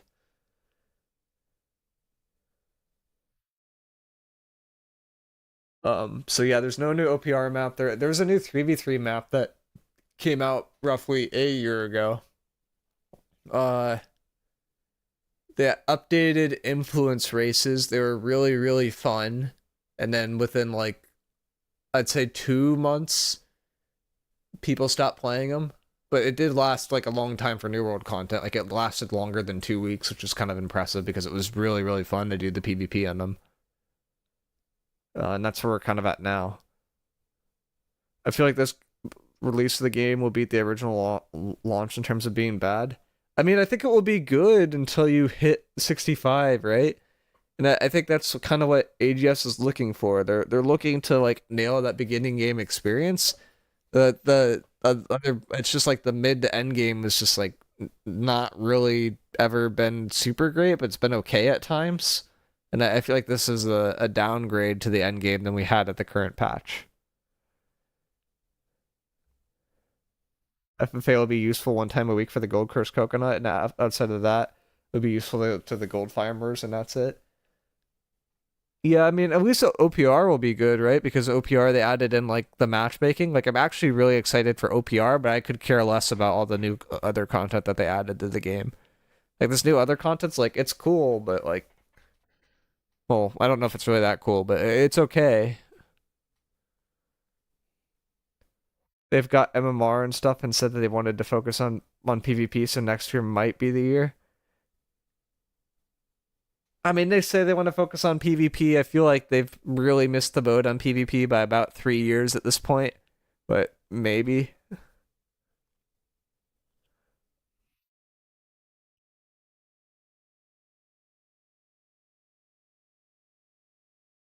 I mean, that's the other thing with New World though, right? Like you see on Reddit all the time now. It's like, would you recommend New World to a new player? It's like I would recommend it if they're okay getting like I'd say around 100 hours out of the game, which for some people that's enough, and like that's a yes, I'll buy it. To me, 100 hours is not enough out of the game. Like I think if you hit the 200 to 300 hour mark in this game, like you start noticing like the repetitiveness and like it's which is like designed, but it's not like different and repetitive if that makes sense. Like you're actually just doing the same thing over and over. It's not instance content.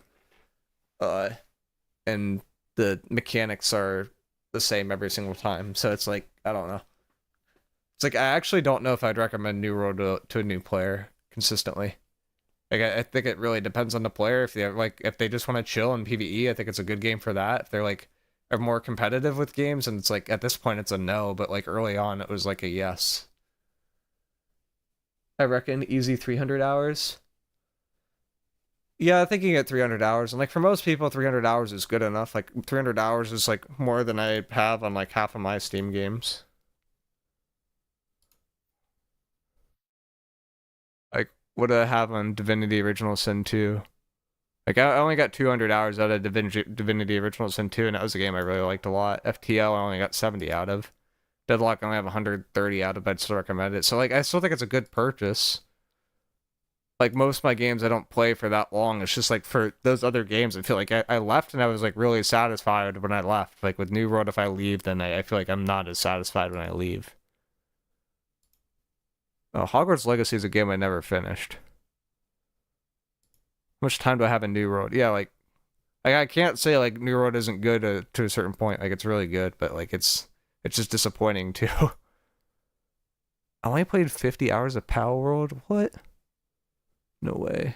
And I have like 2 hours in Kovacs, right? Yeah, classic.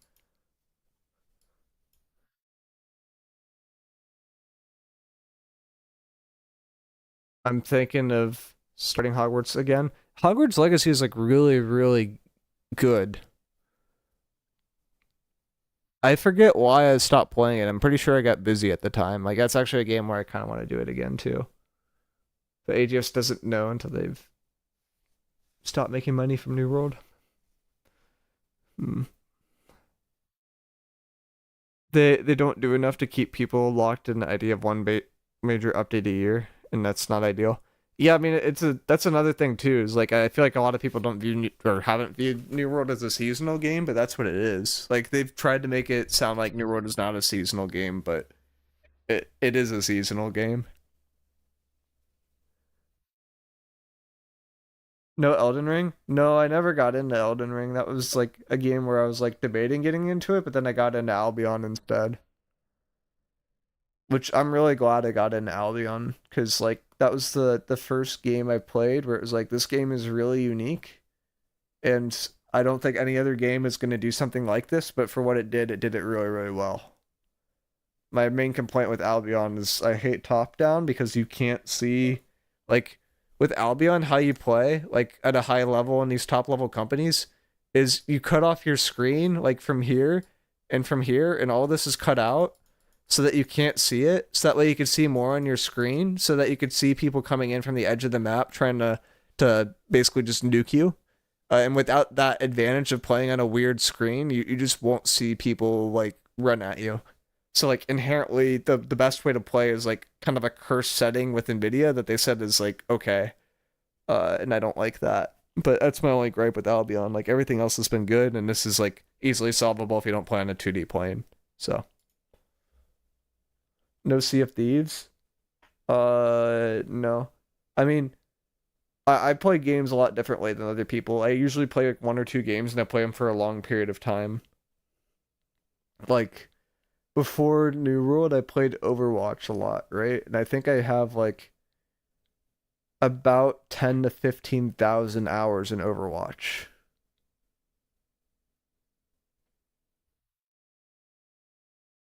I think that's accurate. It's a lot of time, but it's also not all recorded in game because I was like doing semi-pro stuff at the time. So it was like there's VODs to it. There was playing ranked. There was playing with the team. Like it was like actually a full-time job at a certain point. And then you look at the much money you're making off of that, and then it's just like you realize it's like a waste of time, unless you're a streamer that's popping off. Isn't that what New World tried to do at first? Copied some of Albion's systems. Yeah, they did. I mean the instant the when you get rid of the full loot aspect, a lot of the systems from Albion don't work as well because a lot of the gear in Albion is based off the fact that you have a risk reward to losing it, so you're not always going to rock the BIS gear, which creates a perpetual cycle of like needing to create new gear because it's constantly getting destroyed and redistributed. They copied the miss and left out all the good parts. Yeah. I mean, at least they have like half the stuff dropping on death, but it's like the other weird part about this that doesn't exist in Albion is you could bring in swaps, right? Which I guess that does exist in Albion to some extent. Like in Albion, you could have gank parties that could swap to actual PvP sets, and that's like a relatively common thing. But like, say I just want to gather, right? I have my 500 con set, and say there's PvE, then I just swap to my PvE set or whatever. And because of Magnify, I could just pretty easily do the sweat or do the set change, do my PvE, and then swap back to the PvP, like or the vice versa. Like you can go from tank to doing damage to back to tank, so that if you get ambushed, you're always on your tank set. When you're doing a fight, you're on your other set.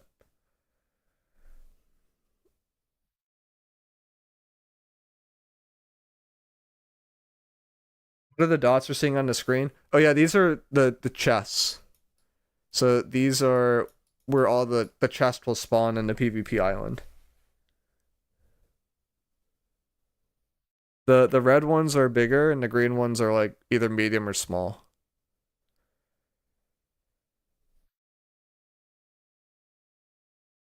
Hoping the open world PvP will help keep things fresh for Eternum. I haven't played since the expansion. I'm expecting a few months of entertainment starting on Fresh Start. I think you'll at least get a month of entertainment if you play on Fresh Start. Uh Probably closer to like a month and a half to 2 months. Like I think Fresh Start is where the majority of the content's at. If you do Legacy, I would expect about 2 to 3 weeks of content before it starts dying down. Three, I think, is pushing it. I think it's closer to two, because at a certain point, you do your weekly thing, right, and then there's nothing else to grind for that week, so you just log off. Like, there's a chance the numbers might stay up for longer, but I almost guarantee there's going to be less players playing at the same time.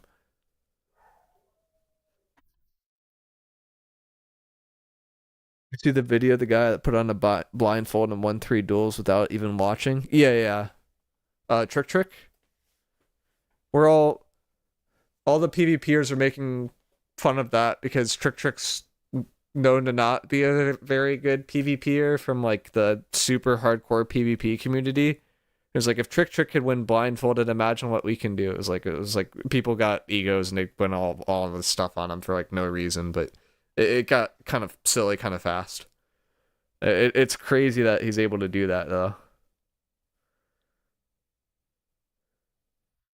Trick's entertaining. He's a very good content creator. And honestly, being a good content creator, I think it's harder than being good at a game.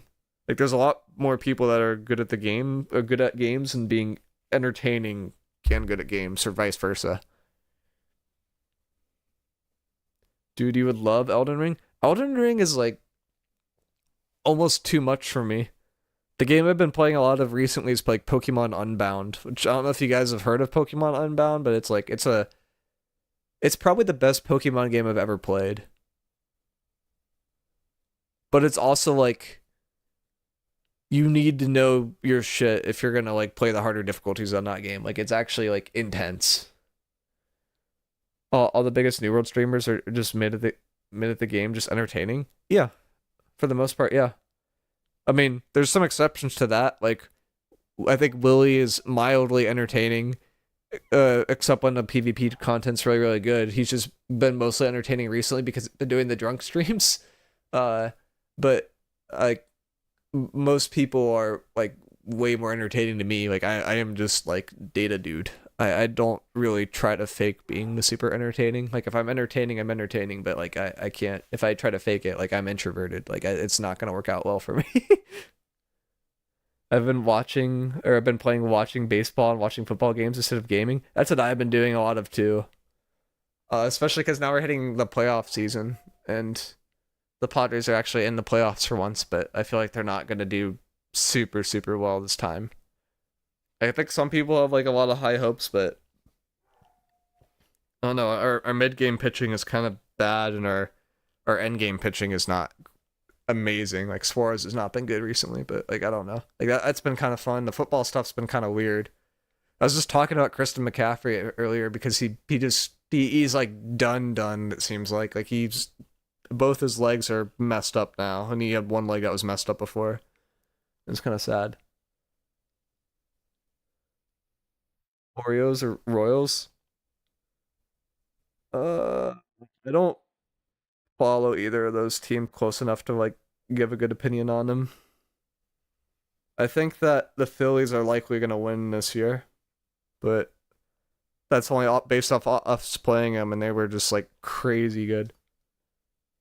Nice. We'll check out Unbound. I think the scale of Elden Ring scares a lot of people off, but once you get into it, sucks you into the fun really fast. Oh, I had my roommate played Elden Ring, and like the guy was an absolute degen, but like he legit played it for like maybe 100 hours in a week. And I don't think I'm even exaggerating. He played 100 hours in a week when he first got into it, and it scared the heck out of me.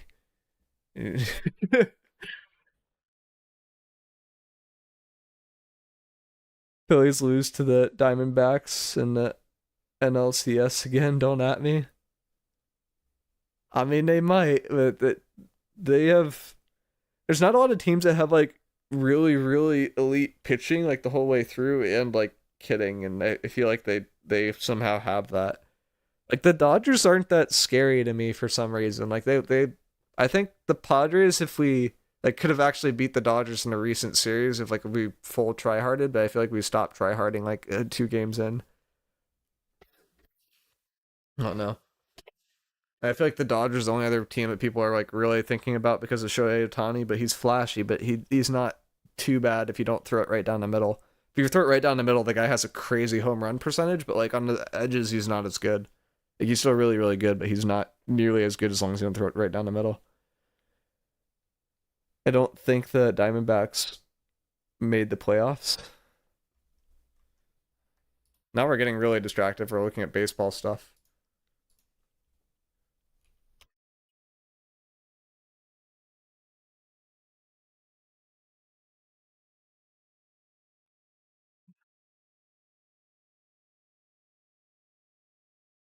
Huh, yeah.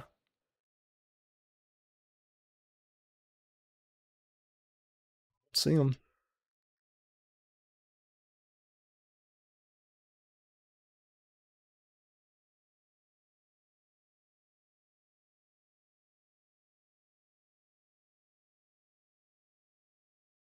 Arizona and the Mets split, so they both got in. The Yankees are really good this year. I know they have Judge and they have the other guy they got from the Padres who is really really good. I forget his name already, but I didn't think they had like a good team. I thought they just had a few good players. It kind of surprises me. I only hear about Otani. Is he crazy good? Yeah, he's basically a pitcher that is now a designated hitter, and he's like one of the best, or he was one of the best pitchers. Nah, maybe not one of the best. He was a really good pitcher, and then he's also like the best hitter in the game. currently, and then he's also like one of the best base stealers in the game. So he just does everything and does it really, really well, and he's really charismatic and like fun to watch. He's really, really good. Juan Soto? Yeah, Soto. Pete Rose. Yep. Think we should redo the PvP section of the website. Uh, Probably for me, it's like a motivation thing consistently now, but it probably need to. The Every time I think about the PvP side, though, I just get sad because like a lot of it is like you have to factor in target lock, and when you have to factor in target lock, my motivation goes from like an 8 or a 9 usually down to like a 4 or 5. Because then I'm like, okay, Blunderbuss is really good now because you can't miss a shot, right? Like, surely it has to be good now if it wasn't good before. And then, like, a bunch of these weapons, like Spear, that rely on hitting people from behind, it's like, if you can't hit people from behind because the other person target locks onto you so they can never face their back towards you, is Spear good now? And it's like, I don't want to think about that. Like, that's just sad.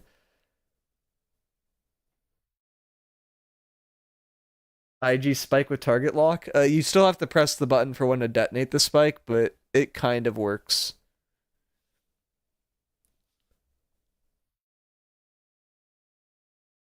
I'll put the screen back up because the screen was kind of interesting. A comment on the artifact burn on PvP. Dude, how haven't they adjusted the artifact drop rate on PvP?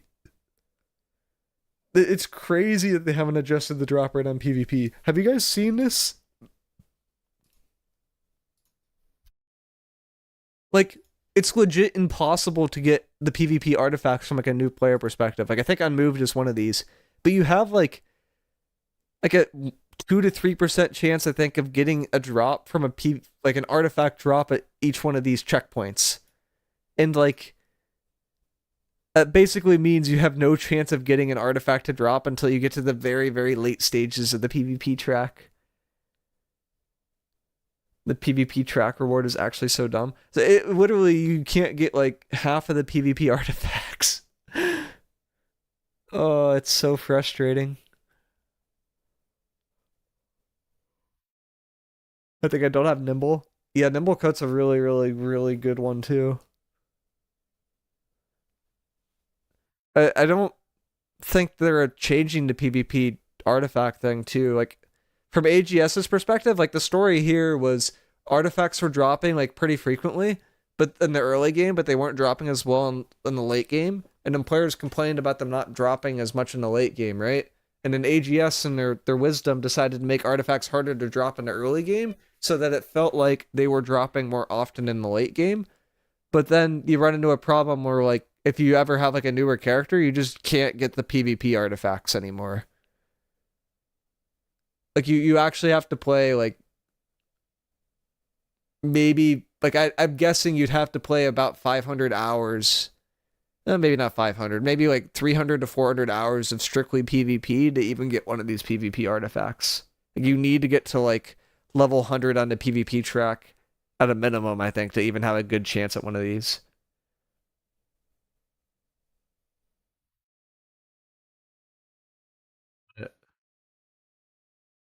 How long to get all artifacts on Fresh Start? Uh, very long time. Well, do you mean by getting all? Do you mean actually acquiring them all, or do you also mean leveling them too? Because in order to upgrade the artifacts, you have to do quests, and the quests are kind of boring. Um,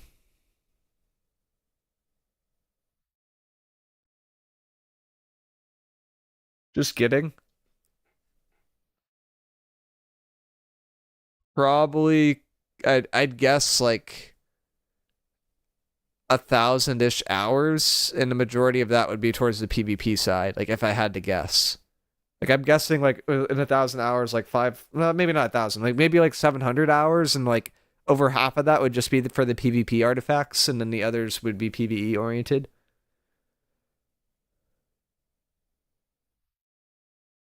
if you do things like at one point, because these weren't dropping, people were like win trading in 3v3, but then I think they made that like a lot harder to do now.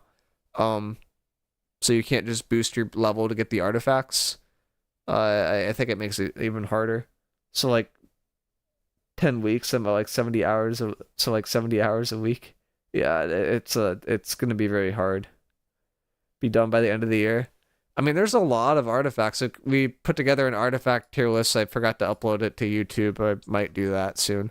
Um, but like there are like I think 53 artifacts now, which is like a good thing from a newer perspective. But there's so many. But like if you actually want to get them all, it's gonna take a while.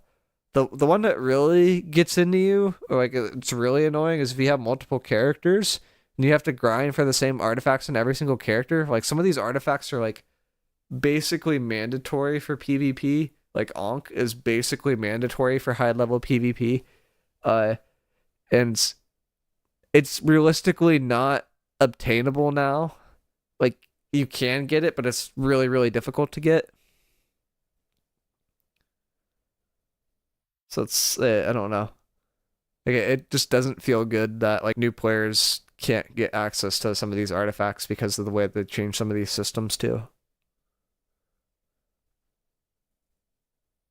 I'm just hoping after the shit show that will be target lock PvP that it gets hot fixed out with the first monthly update. I mean, if they remove target lock, they have to add an aim assist, I figure, for the controller players, and I don't know if they have that ready.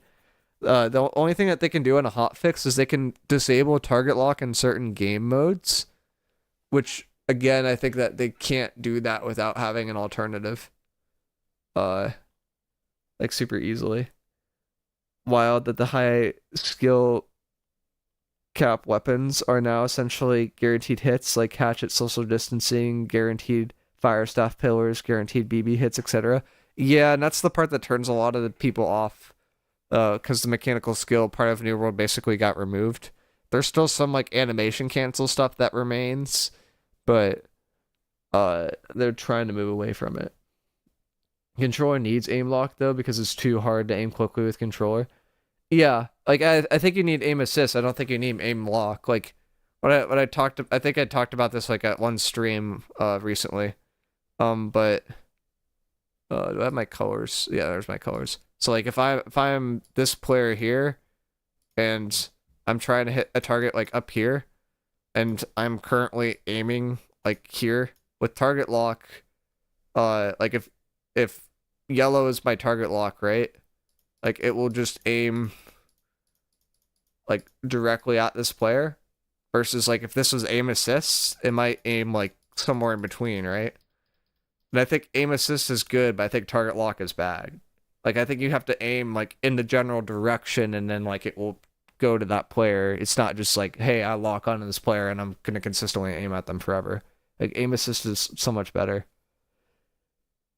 Amos is trying to copy Throne and Liberty auto lock feature. I mean, that's the other weird part too. I know like a decent amount of people that saw the target lock change coming to New World and they're like, I'm just gonna play Throne and Liberty. Which like from an AGS standpoint, like it doesn't matter because they're still playing a game that's maintained by AGS, but like from a New World dev standpoint, that's job security on the line, Like they need to be showing like numbers here or they could all be fired, like for all they know because the game has not done well since launch.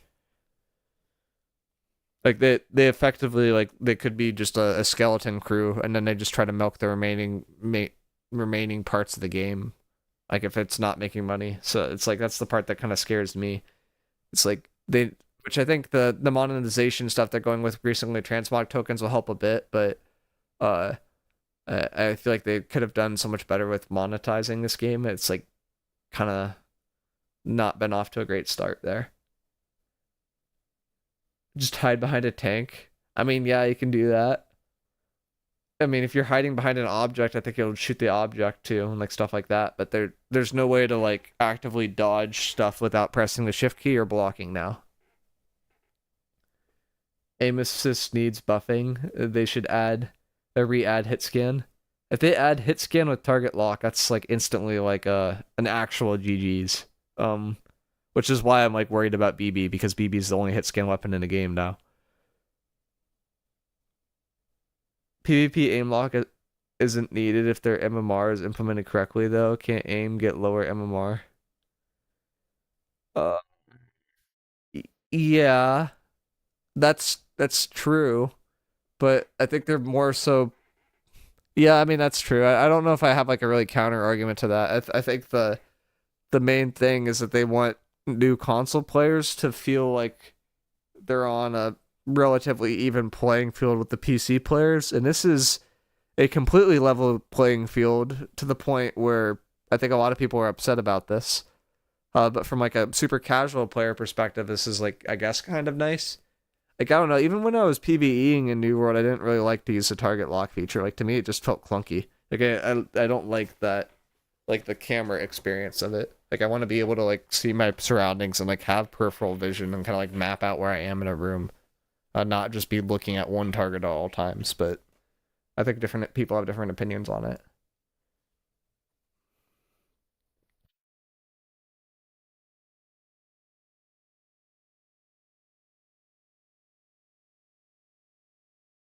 I don't know if we ended up like even talking about all the data mine stuff completely.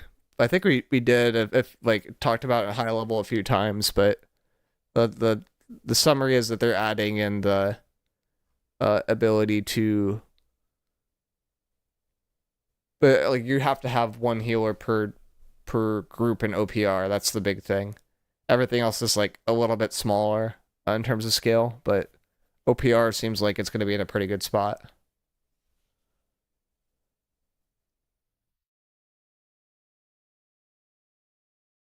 3v3, a little bit less so. I still wish they like changed how mounts work. I hate that if you get hit once on a mount, you dismount. And there's no like mount health system or anything like that. But the more I played Albion, the more I realized that they did their stuff really, really well. Because like the mount health mechanic allows you to use builds that are not just escape oriented. Because you can actually use your mount to get in and out of places. Versus I feel like in this FFA island, the ability to have movement will be really, really important. Are mount charms still undroppable in the files?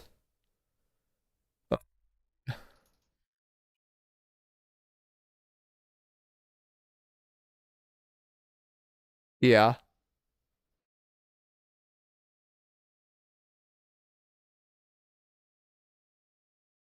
Yeah.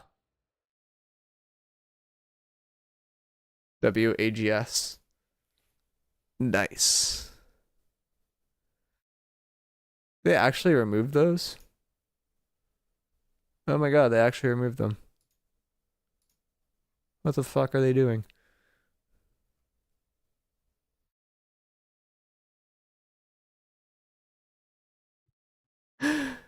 Oh, that's maybe it's because they removed the mutations. Ooh. Yeah, we looked at them earlier. We saw some mutation stuff still, but like, no, I don't know. Fresh start mounts with no charms plus aim block. Let's go, Kings. Yeah, I don't know about that. It's a little sus. If they have like 3D Albion, should it be action combat or tab target? Uh, I mean Albion's tab target, but it kind of works out because a lot of this stuff is like the abilities you have to aim. Oh wait, no, it's not tab target. Well, no, it is tab target, but it's not because you have to click to move, right? Um, so you can click a target and you can keep auto attacking the target, but then you also have to click off the target to move, and then so you often click off and back on, kind of like you do in League. Um, I think tab target's okay, and for like some level of MMOs, it just depends on how much they want to be about combat. Like I think if they had New World's combat, I think it's like no, you don't want tab target. But if you have Albion's combat where the auto attacks don't really do that much, and it's more so about casting abilities, and it's like yeah, it doesn't really hurt. You could have it. It's fine. Aim lock on PvP is still speculation. I mean, it's likely gonna remain. Like I'd give the odds. Like if I were a betting man, I'd say there's a 95% chance the PvP aim lock makes it to live. There's a Q&A tomorrow. If there's a Q&A tomorrow, they won't answer the hard questions. Bro, would you kiss me on my birthday? No. I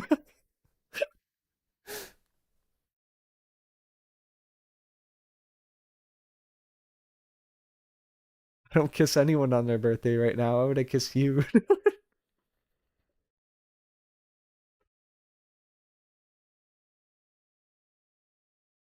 The Q&A, they usually answer the warm and fuzzy questions. Like the Q&A will be like some of the questions we got here in the stream today will be on the Q&A. Like, hey, if I haven't played New World in a year and I'm coming back to the year and I left at Brimstone Stands, do I need to pay for this expansion? To be like, yes, you have to pay unless you were up to Rise of Angry Earth. Like that's what I expect like the QA to be. Like I don't expect like any hard questions to be on the QA.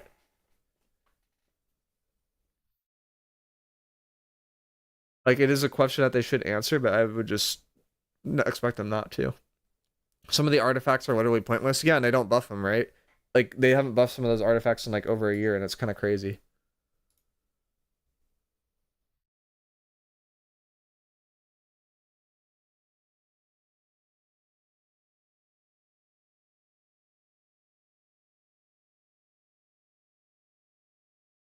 It's actually a really good point, Tranquility. Tranquility just DM me. Oh, I probably shouldn't have said his name. Um. Oh, well, too late for that. Would it be a problem if people queue for DPS and then swap the healer because then having more healers is just strictly a benefit for your team? I think that could be a problem, but if too many people do it, then it is uh not helpful. I mean, the way that you usually get around that is like, I'm not saying New World is this smart, but if you queue as a healer, you get an extra reward, right? Because healers are usually at a premium. So like if I queue as a healer, then maybe I get two chests instead of one chest or something like that. Or I don't know, like maybe not that extreme, but like say I get an extra like 200 gold instead of like 300 gold, I get 500 gold or something like that. Like that's how you deal with that problem. I don't think again we're New World's not smart, but like that's what they should do.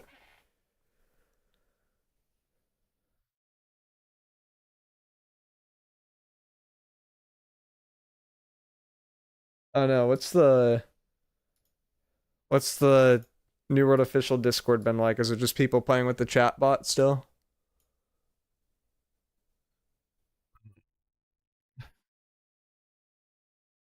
It's people still being upset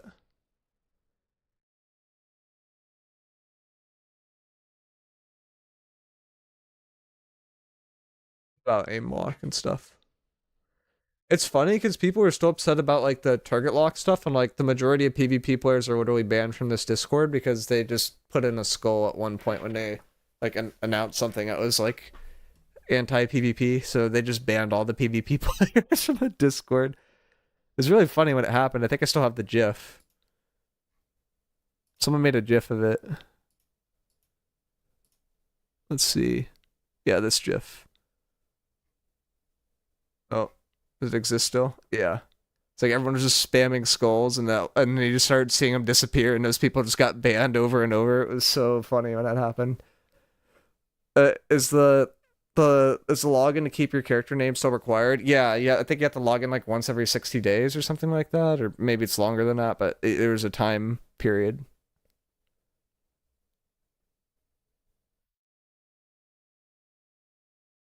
This is the purge. This is when we lost the majority of the PvP players from the Discord. Uh,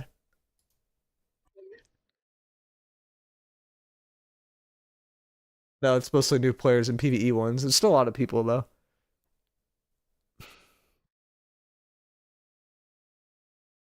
Your GIF needed more skulls. Yours has more. I'm not gonna lie. I'm still in there too, talking shit every day. There's some people that have been Crush. Didn't you get banned, or like some people have got banned for like saying really stupid things that like should not be bannable, but like it does like it's their server. They run it how they run it, but it's like it's just it's a silly one. Like it's like this is getting political, but like with like the Communist Party, how you can't speak against the government or else people like go missing. It's like it's kind of like that with New World, or if you say something that's like even like remotely like out of line, like poof, you're just gone. Uh, censorship for the win. Yeah, basically. Uh, they want to cater to their experience. They banned me for making a post saying that they were banning people. Nice. That's classic.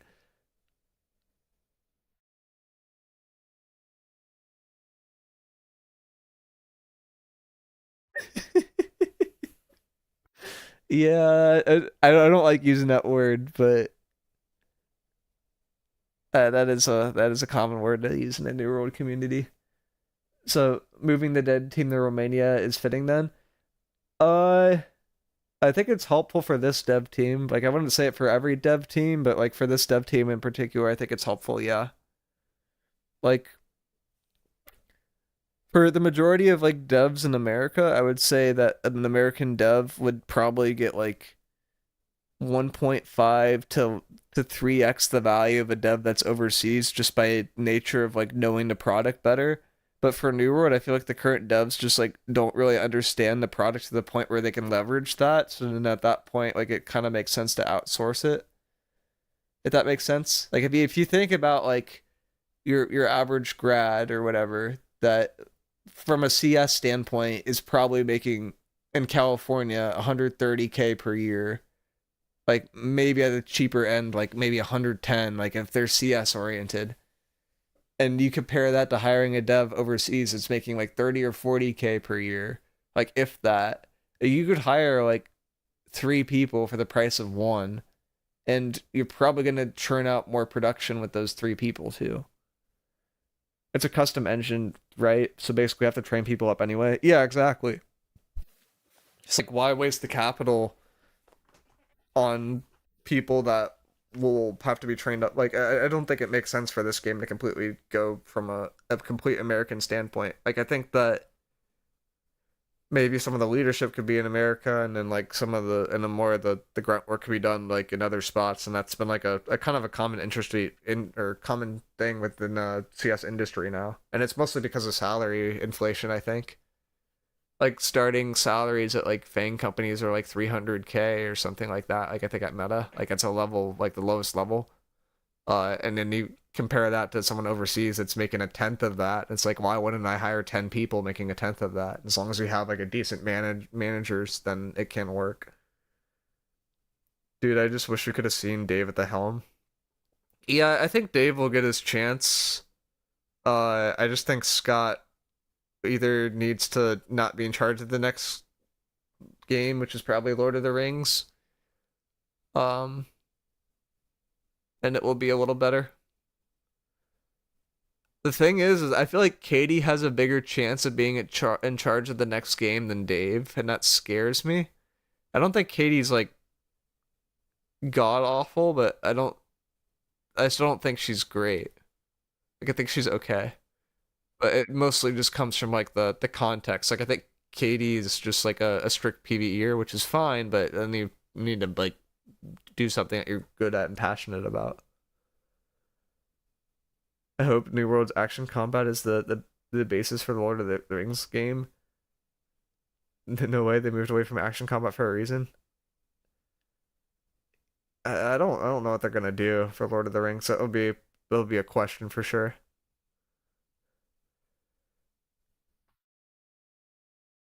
I feel like with Lord of the Rings, like they need to keep the original combat if they were to keep the engine, which I think they are keeping the engine.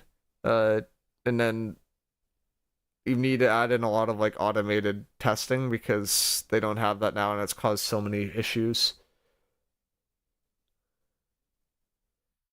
Kitty's lost when it comes to what the players want means well, but full PvE. Yeah, that's like kind of the vibe I get from Katie too. Dave is the closest dev I've seen, but we're all Dave fans in here. We're all biased. Did Gwen get a promotion though? She might have. She was in that video a lot. If I'm thinking of the right person.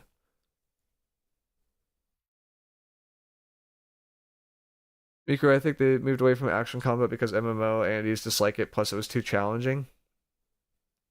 Yeah, I mean they want to make I think AGS's end game is you do mobile, right? Like that's clearly the end game.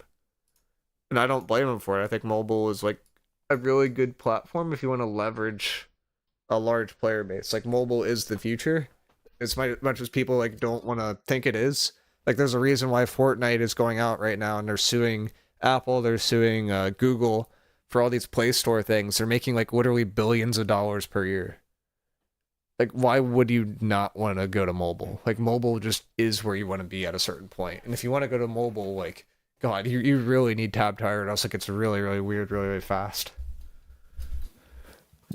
Like Albion had mobile, and what I liked about Albion's mobile is like it was really nice when you just wanted to do some market stuff, right? And I can just like chill on the couch, chill in bed, be on my phone, like do some market flipping or whatever. But whenever I wanted to do something like more intense and I was like risking stuff, then I would go on the PC, right? Like it was actually helpful at a certain point. Like it was really well done. But the majority of the games I don't think will do as well with it as like that studio did.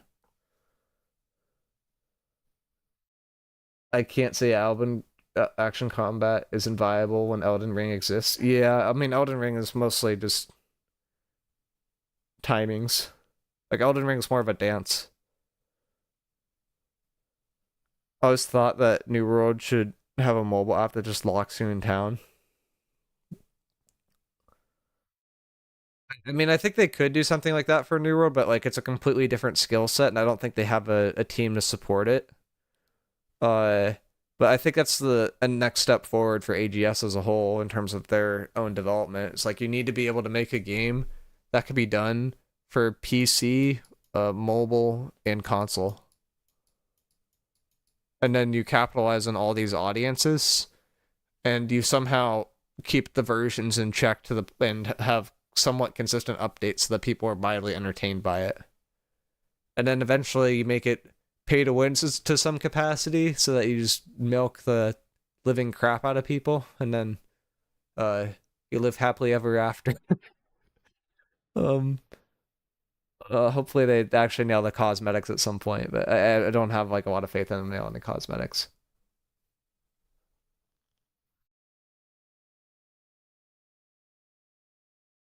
If they would just expose some public APIs, we could have private developers make some buddy apps.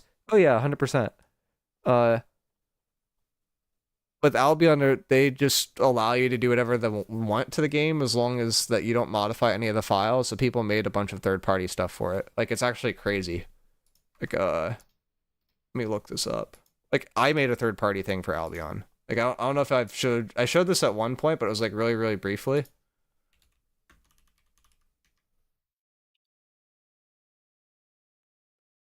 But I made a third-party thing with Albion. So I could pull from a API uh, and I can update my local database, which is just filled with CSVs because I didn't want to do with anything um with SQL at the time. And then using this, I could figure out what item to flip, how much money I would make, and like what that market cap was like for that item. So this is what I did with Albion when I was bored with New World for the last 3 months. Is I literally just automated a way to make money. And then there's a lot of different ways I figured out of making money, and I just kept automating those things too. It was like really, really fun. But that was all enabled through like an initiative that someone like went through, and it's called the Albion Data Project. And like something like this is it's just so cool, and like a game supports something like this. Like there's like so many different tools that use this to to create applications on top of the game. Like there's one I have that like checks for like stats and like DPS and all this stuff, and it's just it's so cool. Is it coming to mobile? I'm guessing it will come to mobile in a year or two, but like it's not right now. I think that's the like a late game progression from New World as a whole. It's probably like one thing that they want to try to figure out before they move on to Lord of the Rings, because New World's kind of their testing baby. But Lord of the Rings is going to be the game that they like really try to nail because it's like a really really big IP.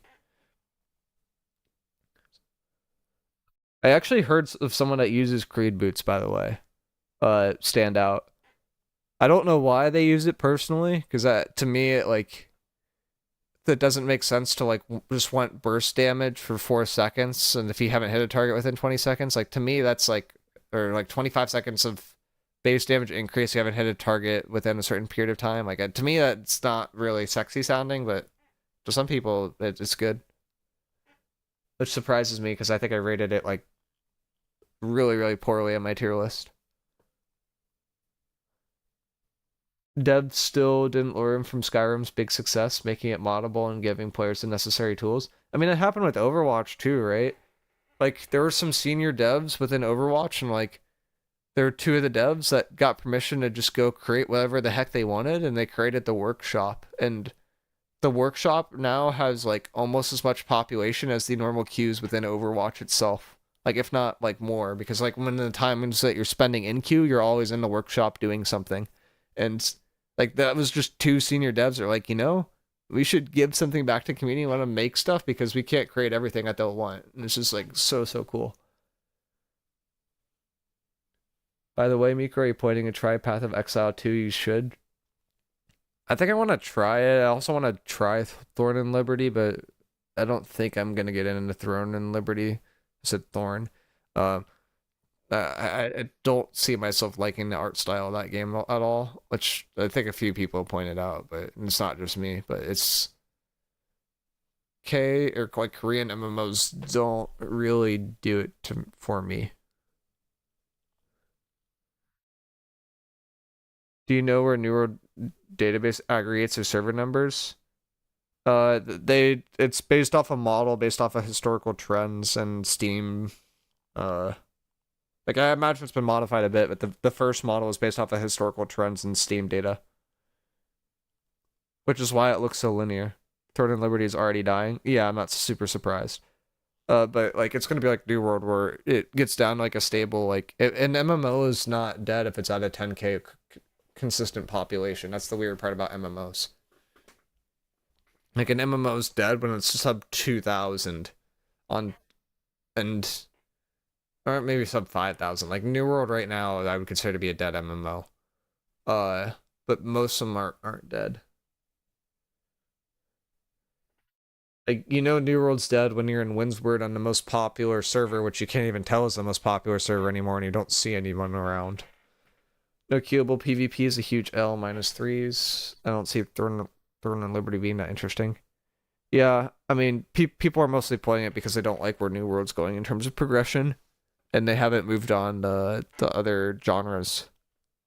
Like to me, it's like if New World's not fun, then I'll just go play Deadlock. Like Deadlock to me is really interesting. Like the fact that Deadlock hotfixed something that like a bug that got shown on a Saturday, like Saturday midday on Reddit, a bug got exposed that was game breaking. It was fixed Sunday at 10 o'clock. Like that was the craziest thing I've ever seen from a studio in recent memory. And I was like, oh my god, they hot fixed that within 24 hours, and it was a weekend. I was like, oh my god, they actually play their game and they actually enjoy their game. That's crazy. That will not last, brother. Valve is a trash company. Lol. They're doing a damn good job right now, though.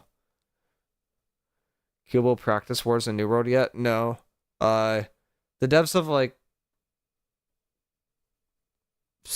done the whole like it's a good idea, but we don't know when we're gonna get to it thing, aka meaning that they're not prioritizing it. So I just wouldn't expect it in the near future. Still waiting on HL3 Half-Life.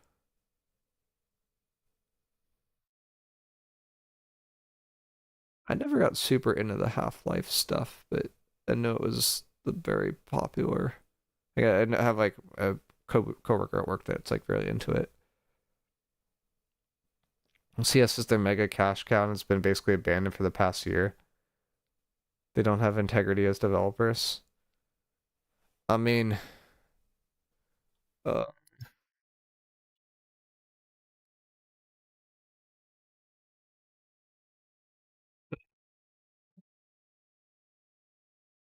they do a lot right now. There's been a update and a map change for like pretty consistently every week to every 2 weeks. I think they're doing every 2 weeks now. This is like 2 weeks of content, and it's like this long. Like I pointed this out before. Like a New World wouldn't have as much content as Valve has had in these 2 weeks in terms of fixing things in like a year. Like they added in a thing that auto detects cheaters and it turns them into a frog in the middle of the match. It's like actually hilarious.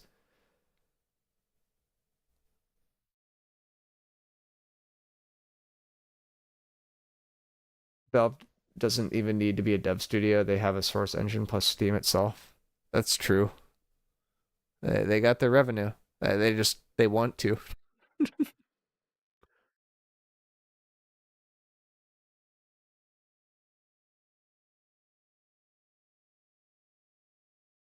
Yes, apparently that was supposed to be in Counter Strike, but was not.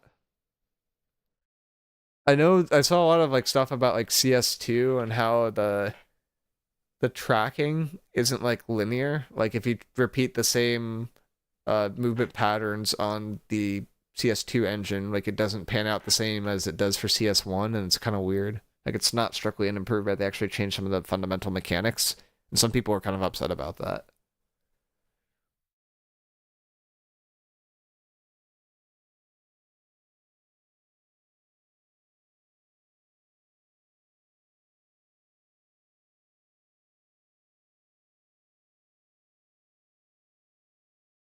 I don't think I have much else to talk about today. I mean, if you guys have any questions about any particular things, I've kind of already been doing that, but it's a good time to ask it. Otherwise, I'm probably gonna sign off and like watch some baseball highlights and maybe the Monday Night Football highlights and head to bed here because I got work early tomorrow.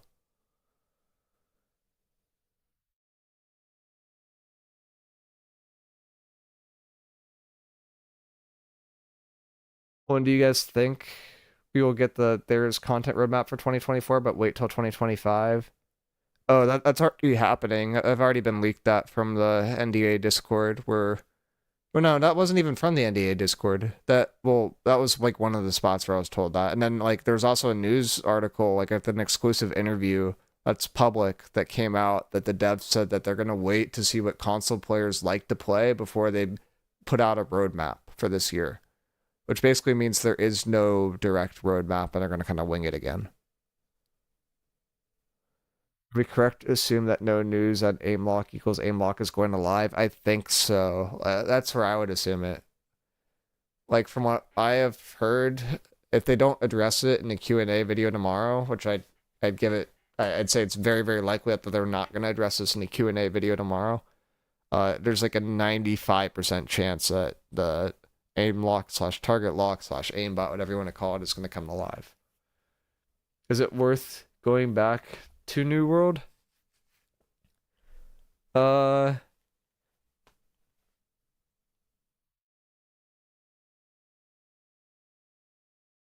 hmm. I mean, I think if you do fresh start with friends and you do it for like 2 to 3 weeks and you're not paying extra money for it, I think it's worth going back. But if you're talking about like I'm already at the end game and want to go into the end game, I would not come back for the cycle of end game. Like I genuinely think this cycle of end game is not going to be very, very fun.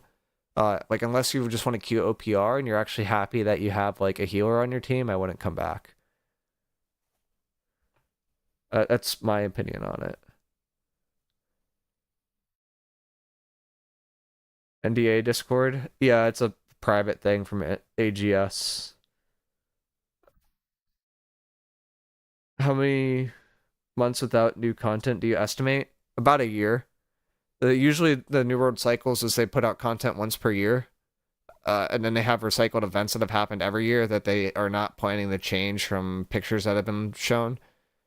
So this will be the content for the next year, and then they're gonna have to wait another year, and then there'll be another content session. The content usually lasts about 2 to 3 months, and then like the population goes down to a decent amount less than before. Like before this update, I think it was around 10K is the low, like 10 to 20K. Now it's currently at 5K. We'll see how many console players play it for a long period of time, but I wouldn't expect it to be super, super high. Aim lock has to go live. Controllers without or unplayable. Yeah, they have to have target lock or aim block. Do you have it already on fresh start? I'd say so. If not, nope. Yeah, in terms of playing the game. The new players will be the majority, so they'll like aim lock. AGS probably won't care. That's where I think it will be. Like their AGS is just going to care about the new players because the old players aren't as significant anymore. That being said, on the beta build, about like 2/5 of the players that were playing on the beta build were old players, and about 3/5 were new players. So it's actually a lot closer than they would like to admit. And I think there are about like 30 to 40k people playing on that beta. 750 gear score in Feb. I don't think they're going to be that aggressive. I think it will be in a bit. They have to do some horizontal progression before they do vertical progression. More in regards to cross-platform, will it be worth the hype? I think the cross-play stuff will be pretty good. I think you're going to be always at a disadvantage if you're on a console because you'll have like less FPS, probably like, and just generally less compute than a PC player for the most part, but it seems to run pretty well. Like they've definitely optimized the game well. Like if there's two things they nailed. They nailed the optimization. I think they nailed uh the OPR thing that's coming. I think is going to be really really good.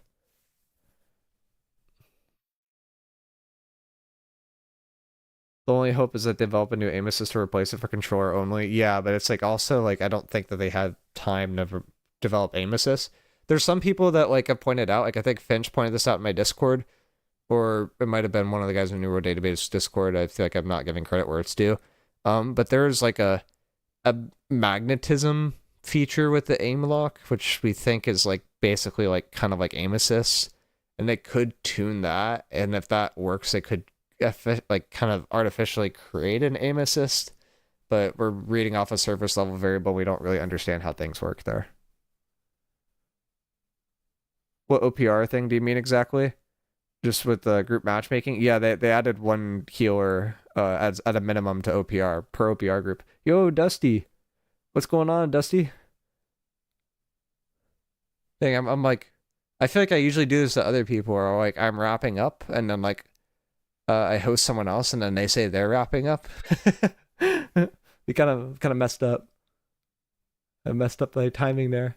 Dusty, I should be hosting you. No. Beat you to it? Yeah, yeah, for sure. We're talking about some new things that are coming that I data mined on stream. And actually, I think this is the most exciting thing that's coming to the update, in my opinion. But they're adding in an OPR that you need to have one healer per group. So you like that's a mandatory now. And that's a really big deal in OPR. Like that was like the major pain point. And in theory, healers will actually be balanced now. If people actually queue as the role that they say they are, it actually could be a big quality of life improvement for OPRs. Max one healer as well. Yeah. I mean, the only downside is if you like you queue as a DPS and you switch to healer, you can get around this mechanic, but like that's pretty good. My counter to this is I get Curio, you get 500 con flail with life staff. You need to have a minimum of 200 focus, but yeah, I did point that out. You need to have 200 focus as a minimum. But I could run 350 focus flail VG, and I can queue as a healer technically. I hate your math. Yeah. Yeah, it's true though. I mean, there's going to be a skill-based thing. Like, I don't think they added in MMR in this patch. Like, I looked for changes to MMR, but I didn't see anything. Uh, and then if I search like MMR and the files here, then the only thing that's changed in MMR happened 13 months ago.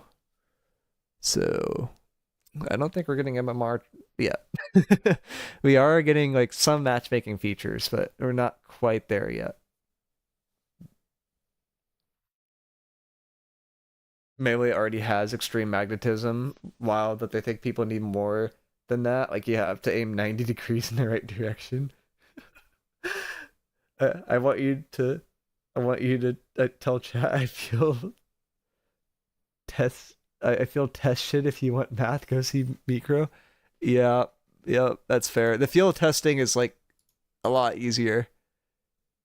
We also found pretty stuff. Like this is where all the islands or where all the chests spawn, and all the chests spawn once every 16 minutes and 40 seconds at a maximum, 15 minutes is a minimum in these locations. So you can just camp these in the PvP zone if you wanted to too.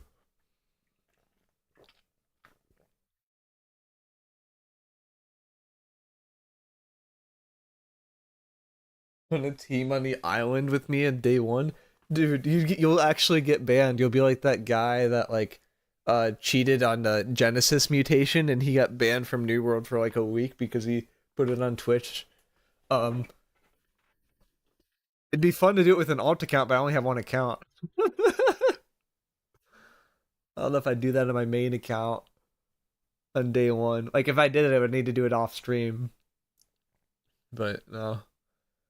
If people are scared of me, don't want to engage, it's not bannable. No proof too. People choosing not to fight isn't a ban. I mean, that's the thing. That's what it's gonna be though. Like people will just like mutually choose to not fight each other, which is fine. But it's like when you get 5 people all targeting like the same person, and it gets a little sketchy. I simply run and grab chests as a feared melee, and people choose not to hit me. So yeah, I'll just go 500 con tank, and I'll just sit there, and they'll hit me, and I'll be like, "Why are you hitting me? I'm not gonna die." And then they'll just leave. There will be zero enforcement. Yeah, I don't think there will be a lot of enforcement. You go 500 con tank anyways, Uber. I mean, I don't always go 500 con tank. Like I've been playing more flail than tank in the last like 3 months because flail is more entertaining than tank. But for this zone, it's definitely a tank move. Like it doesn't make sense to not go tank.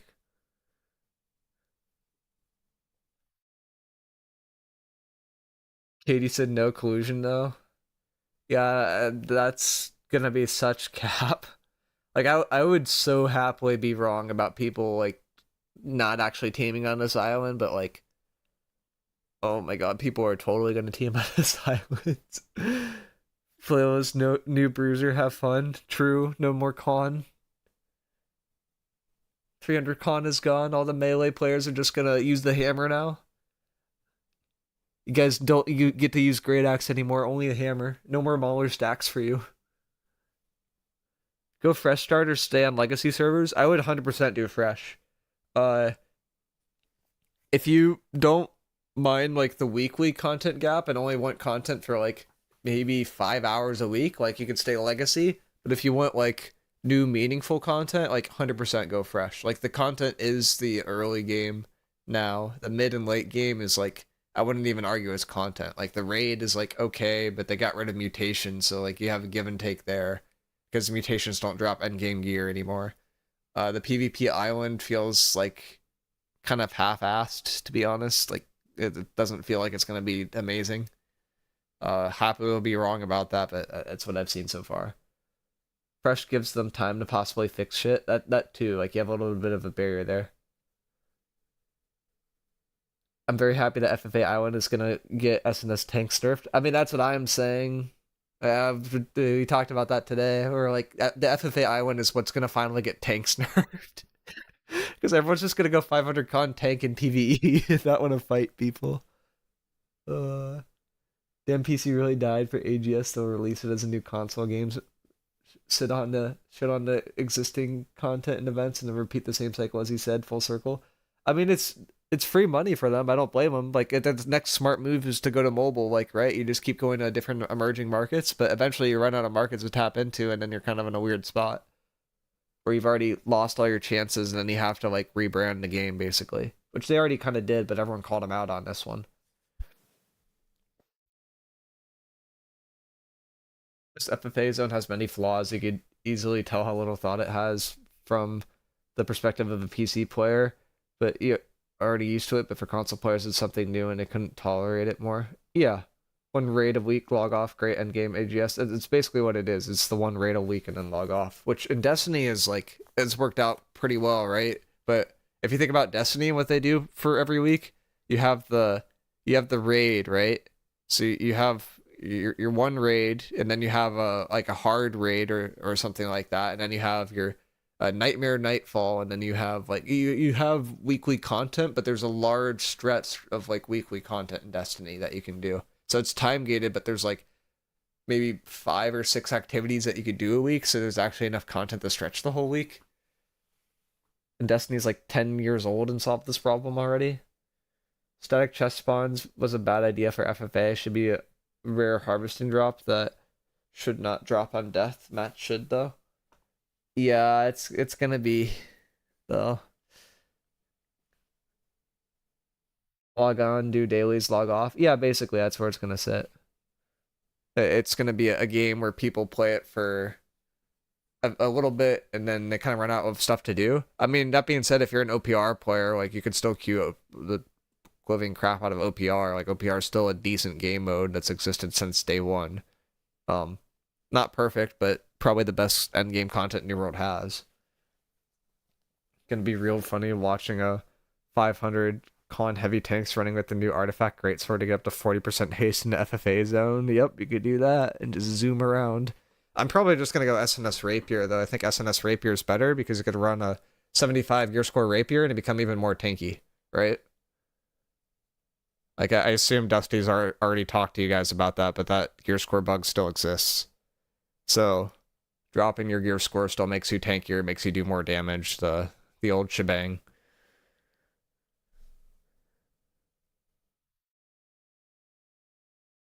Micro existed forever, been popular forever, just not replicated because it was.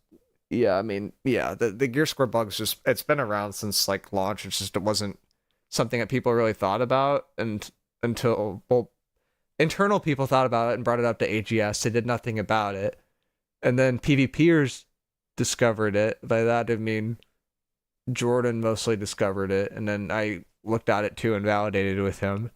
And then we brought it up and they're like, okay, we fixed it. And then we tested it again. It's like, okay, you didn't really fix it. But I also know what happened last time when I told everyone this existed. And I don't really want to repeat that again. But the difference is like, I don't really care as much now as I did like 2 or 3 months ago about it being like super competitively like integral. Like I felt like I got so much backlash for introducing that bug from the PvP scene that I felt bad about it. But now that PvP scene's like kind of gone, so I don't really care as much. More chaotic neutral at this point. At least this time, I'll remember to keep all the 75 gear score items from the fresh start. Oh no. Hatchet Bis, 500 con, wall berserk anyway. God. You guys are all thinking about different tank builds. I'm gonna have to come up with my top 5 tank builds to run in the FFA Island and Never Die list. Something cheesy. Mikro, do you think that OPR and T5 Azoth staff was disabled due to delay of lack of content realization from players and just keep selling? I think the T5 Azoth staff was just a bug. They tend to do that where a new update comes out and then the Azoth staff breaks and then they reintroduce it and they figure out a way to fix that one usually pretty quickly.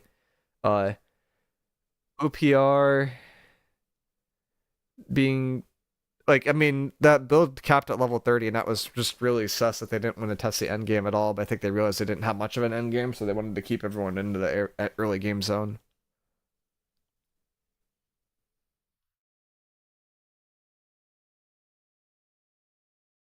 But yeah, there's a lot of like AGS stuff is carried from the marketing team, right? Like you think about the actual content that's being adding, it's not a very large list. Like they came up with a list. Like I think AGS came up with a list and it was mostly bait. Let's see if I could find it. Moon, are you shitting on people in the official Discord again?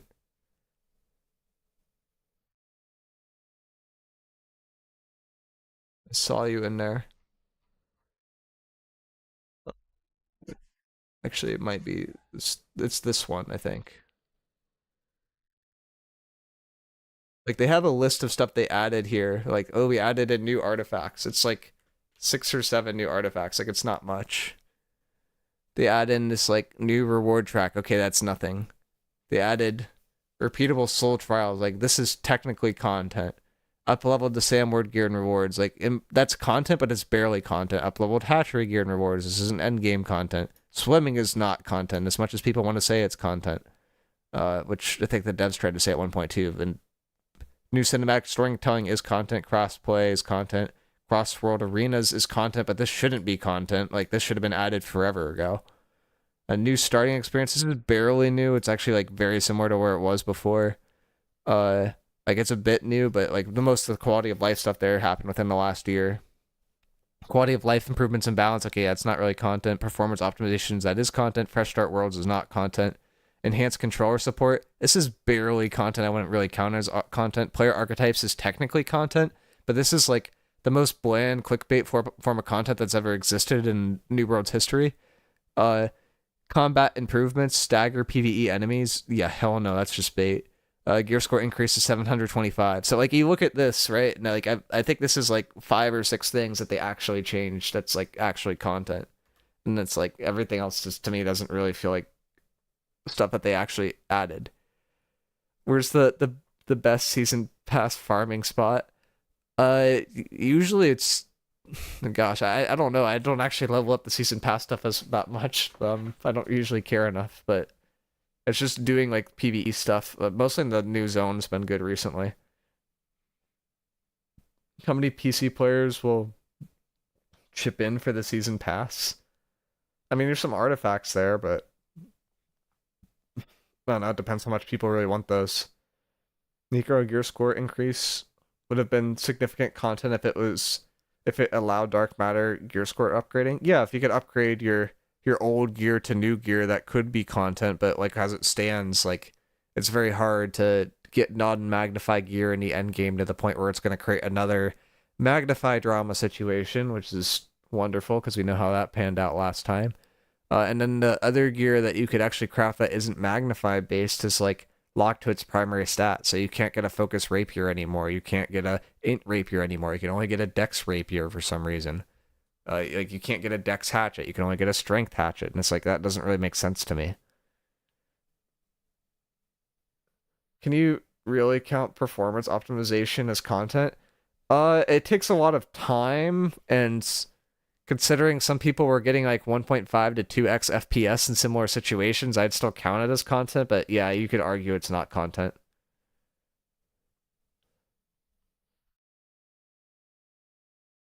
Meeker, you gonna play Throne and Liberty? Come tank with us. Juan's trying to convince me too. I don't know if I like the Korean art style, but and I think that the Endgame, like I talked about Endgame stuff with him because he's on one of the best companies in the game, or like guilds or whatever you want to call it in that game. And to me, it streams strictly inferior to Albion, except for the fact that it's not top down.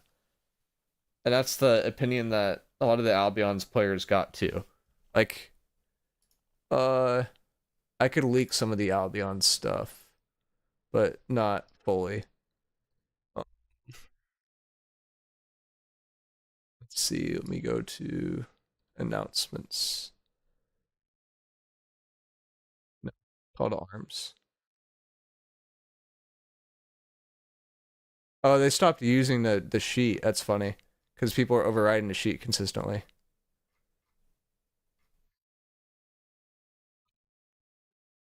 I'm trying to pull up an Albion sheet so I can show you guys what the end game in Albion looks like from PvP content.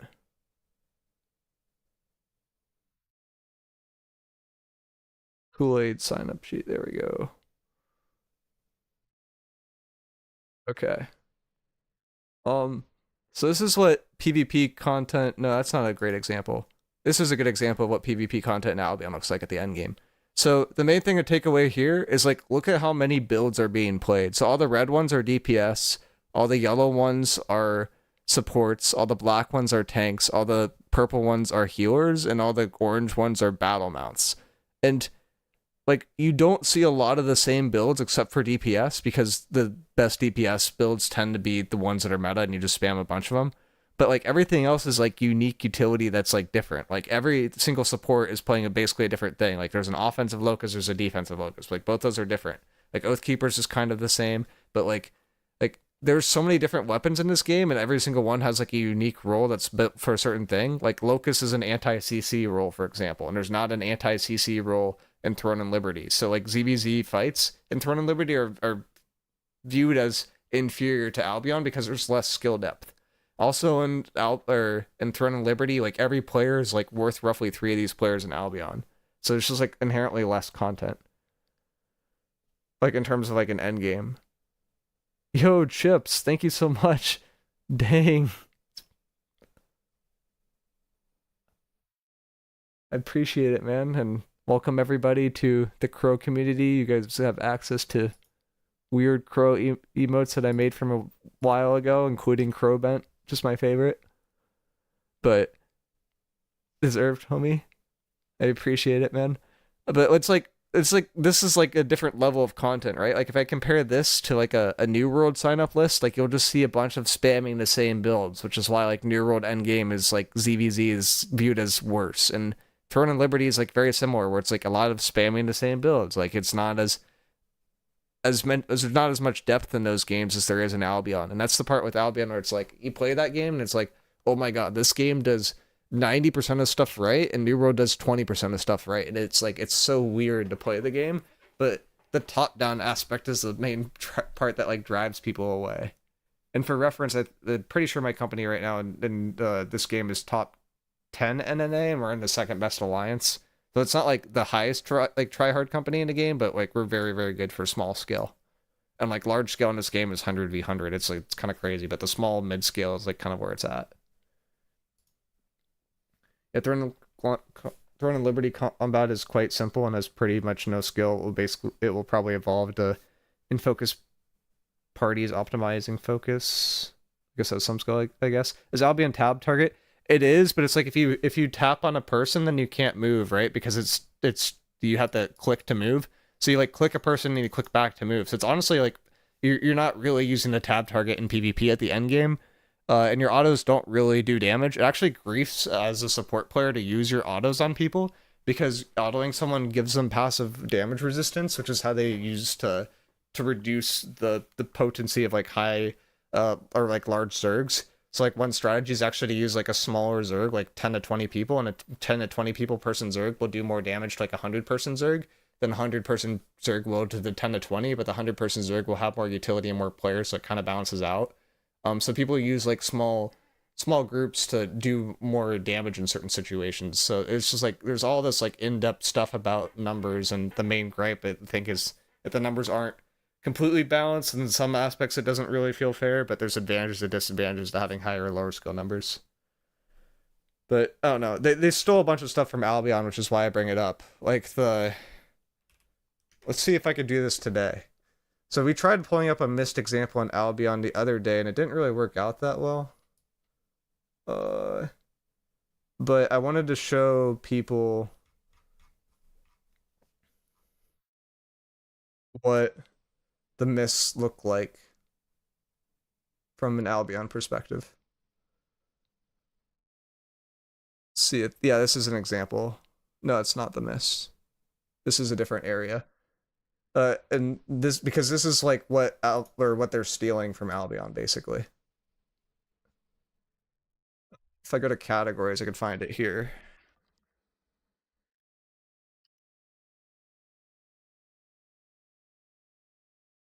There's Albion. It should be like 4K. Should be around here. It is like late for Albion people though, so it might be a little lower. Yeah, it's 2.8 right now because it's late. Which one of these guys is doing miss? This is miss.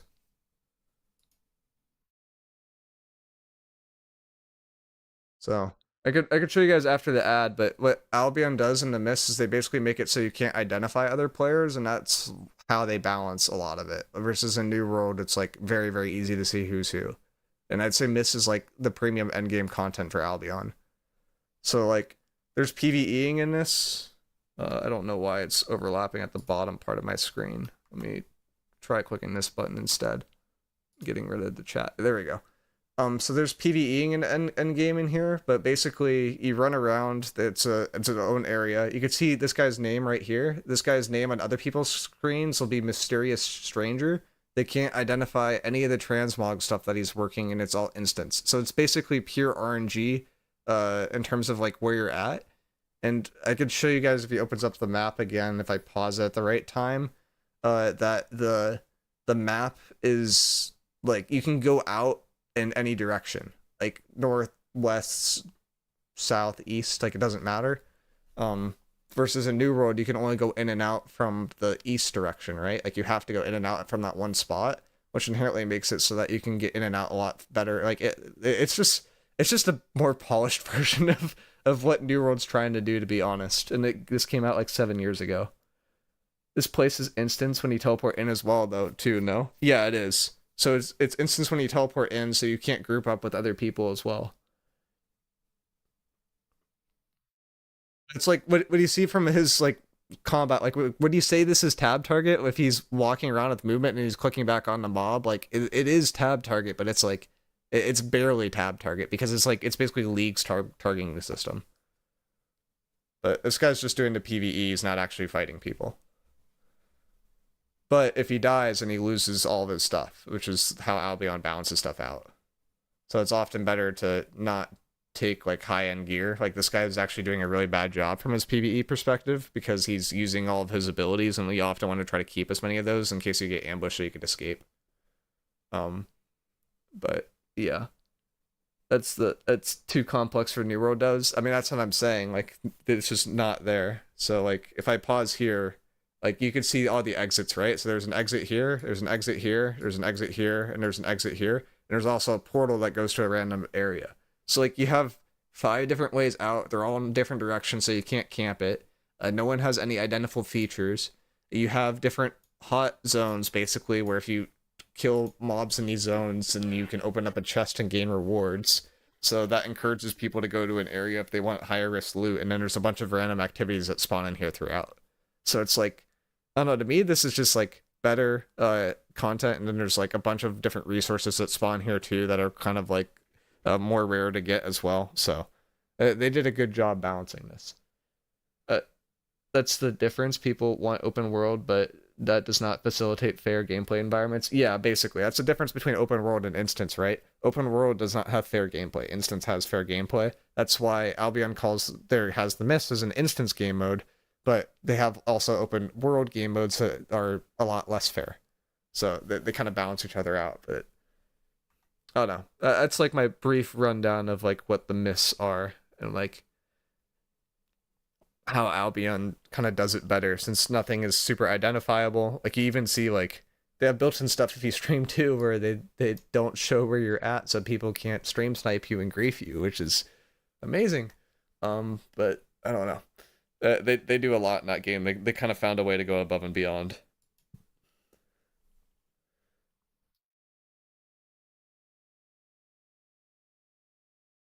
But yeah, so we get like 5 or 6 new things. They advertise like the events that have existed in the past as new events, like the Turkulon Winter Convergence Festival. Like, woohoo! Like we've seen these before. Like the Night Veil Hollow looks like somewhat different, um, in terms of like some of the skins, but like it's not that different. Like, I don't know. It's funny that they're advertising this like Azoth Wolf Stalker mount thing too. Like to me, it's like if you ride that, like it's not even like a new type of mount. Like wolves have existed before. It's not like a bear or something like that. Like I don't know. It feels like this is the minimum, but it is what it is. Why is the mount not even on the base game? I mean, shame. I don't know. They said that they didn't want mounts for a long time, and then they finally kind of caved away recently.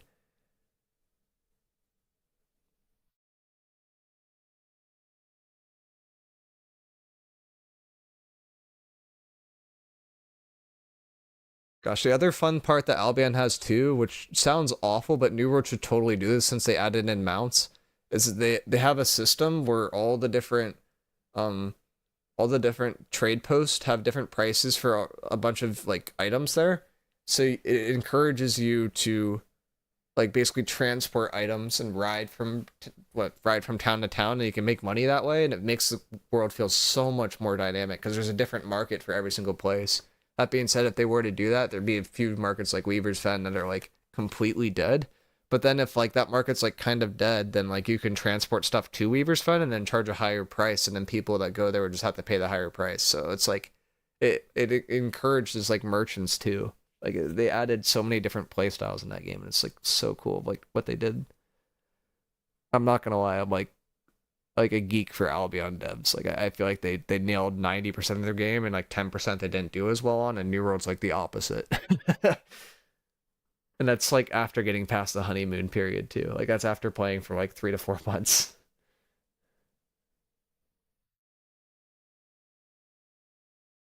If you like go to devs, you should play Path of Exile. I know the Path of Exile's devs are goaded because they actually play their game, but I wanted to start with Path of Exile too because I heard it would be kind of dumbed down, and I know that game is like really really complicated. Trading Post was like that before, it didn't work. I think it didn't work though because you didn't have mounts. Like I think you add mounts to that, and I think it works. Albion also has like less cities than New World does though. Like Albion has like what 7 or 8 cities. You got Brazil, you got Carleon, and you have three on each side of the map. So yeah, Albion has 8 cities, and New World has like 11 or 12, and Albion's like a way bigger server. So yeah, it might not work for New World. I wish it worked for New World though. It's so fun when it works that way because you could just like you could literally just be on your mount all day, just riding from town to town, just transporting stuff. Like that's like for some people that's boring, but like that's a whole different form of gameplay that's like kind of fun. The the Archage trade pack system would work in New World. I haven't played the Archage. How's that? Or do you have like a resource for that? Because I don't know what that's like.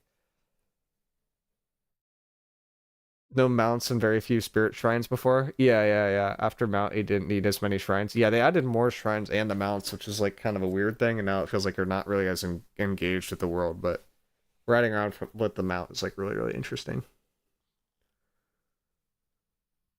And then like you could add a system where if you fast travel and you have like weight on you, then it costs like gold or something like that. So then you're encouraged to like kind of ride around the world a bit more. Like there's I don't know, and then you force people into open world a bit more. And now you add something stupid like if you flag for PvP, you gain like a 5% like speed boost, and all of a sudden everyone's flagging in open world, riding around on mounts, and you just solved half the game's problems.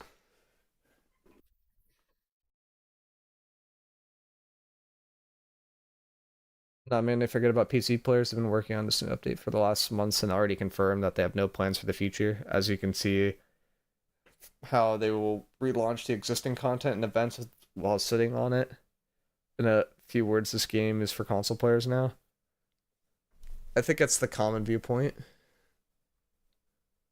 It sounds pessimistic, but I think that's the common viewpoint. I see people explain how they craft some crazy items in Path of Exile and it still goes way over my head and I have 1.5k hours. Yeah.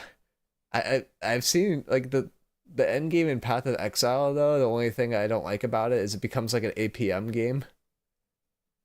And I don't mind APM games. Like I don't have carpal tunnel, but like I get sore after a bit if it's like a actual APM game. Like for like I've been playing Deadlock a decent amount and it took me like I could only play for like 2 to 3 hours before like my left hand would get sore because I was pressing so many different buttons in ways that I don't normally press them because I'm using like my old setup that I haven't used in a long time with my hand positioning for Overwatch, and it's like it's got really weird. Um, and it's like I got sore from that game, and that other game I'd get more sore.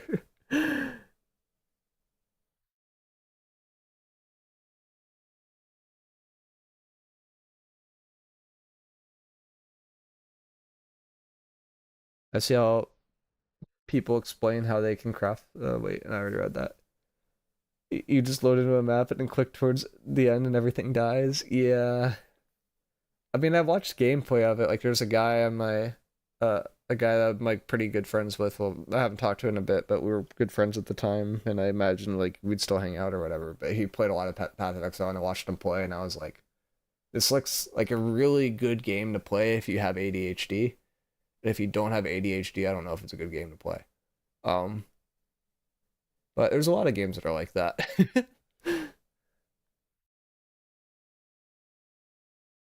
You can craft trade packs with lots of mats. Having one flags you and snares you slightly. You could sell at any town, but further from the crafted place, the more cash you get. Yeah, that would be like a cool thing to add into. Like if you transport from like brimstones and a reek water, then you make just a certain amount of passive income, but you have to do it flagged, and then you add in like gankers versus non-gankers and all these different elements, and it just gets like a lot more immersive and people interact more in the open world. Like New World has such a good base, but I feel like they just don't build off of the base very much, and they're not super creative.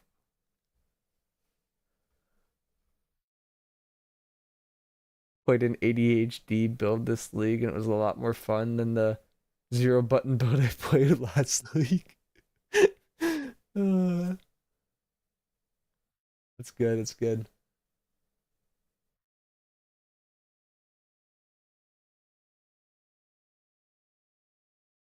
I'm still playing since the Prophecy League with a break since I started New World. I feel like you need a PhD with all the new content they added.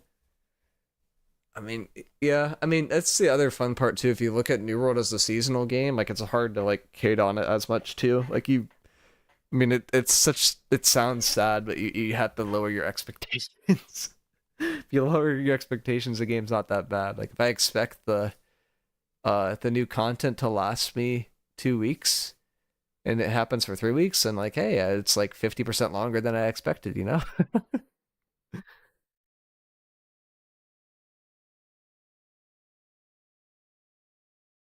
Is it true about servers having a bigger capacity? Yeah, they're upping the server capacity, Jose, from what is it? I think it's 2,000 right now, and they're testing like 4,000. I think they're ending up around 3,500 to 4,000 like players, so they're increasing that. I think at the surface level that's a good thing, but in my opinion, it's actually more of a bad thing than a good thing. And the reason why I think it's more of a bad thing than a good thing is because a lot of the content now is instance. And by adding more players to one server, it does help in open world situations, but where it hurts you is things like war. Because that means that there's more players per server competing for the same war slots, and they haven't figured out a way to make that content non-instance yet. So it's like it's a good thing and a bad thing, and I think it's mostly a bad thing for non-instance content.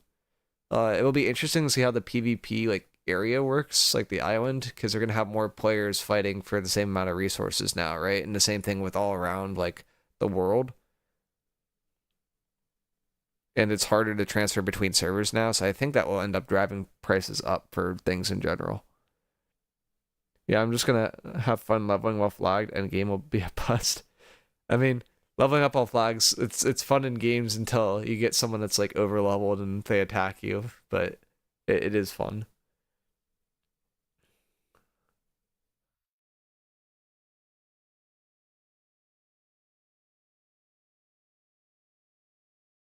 Guys, I think I'm gonna end it there.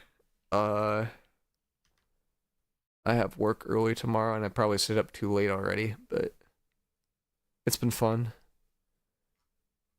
Are there any New World players playing? Andev is playing. Apples is playing Deadlock, which I respect.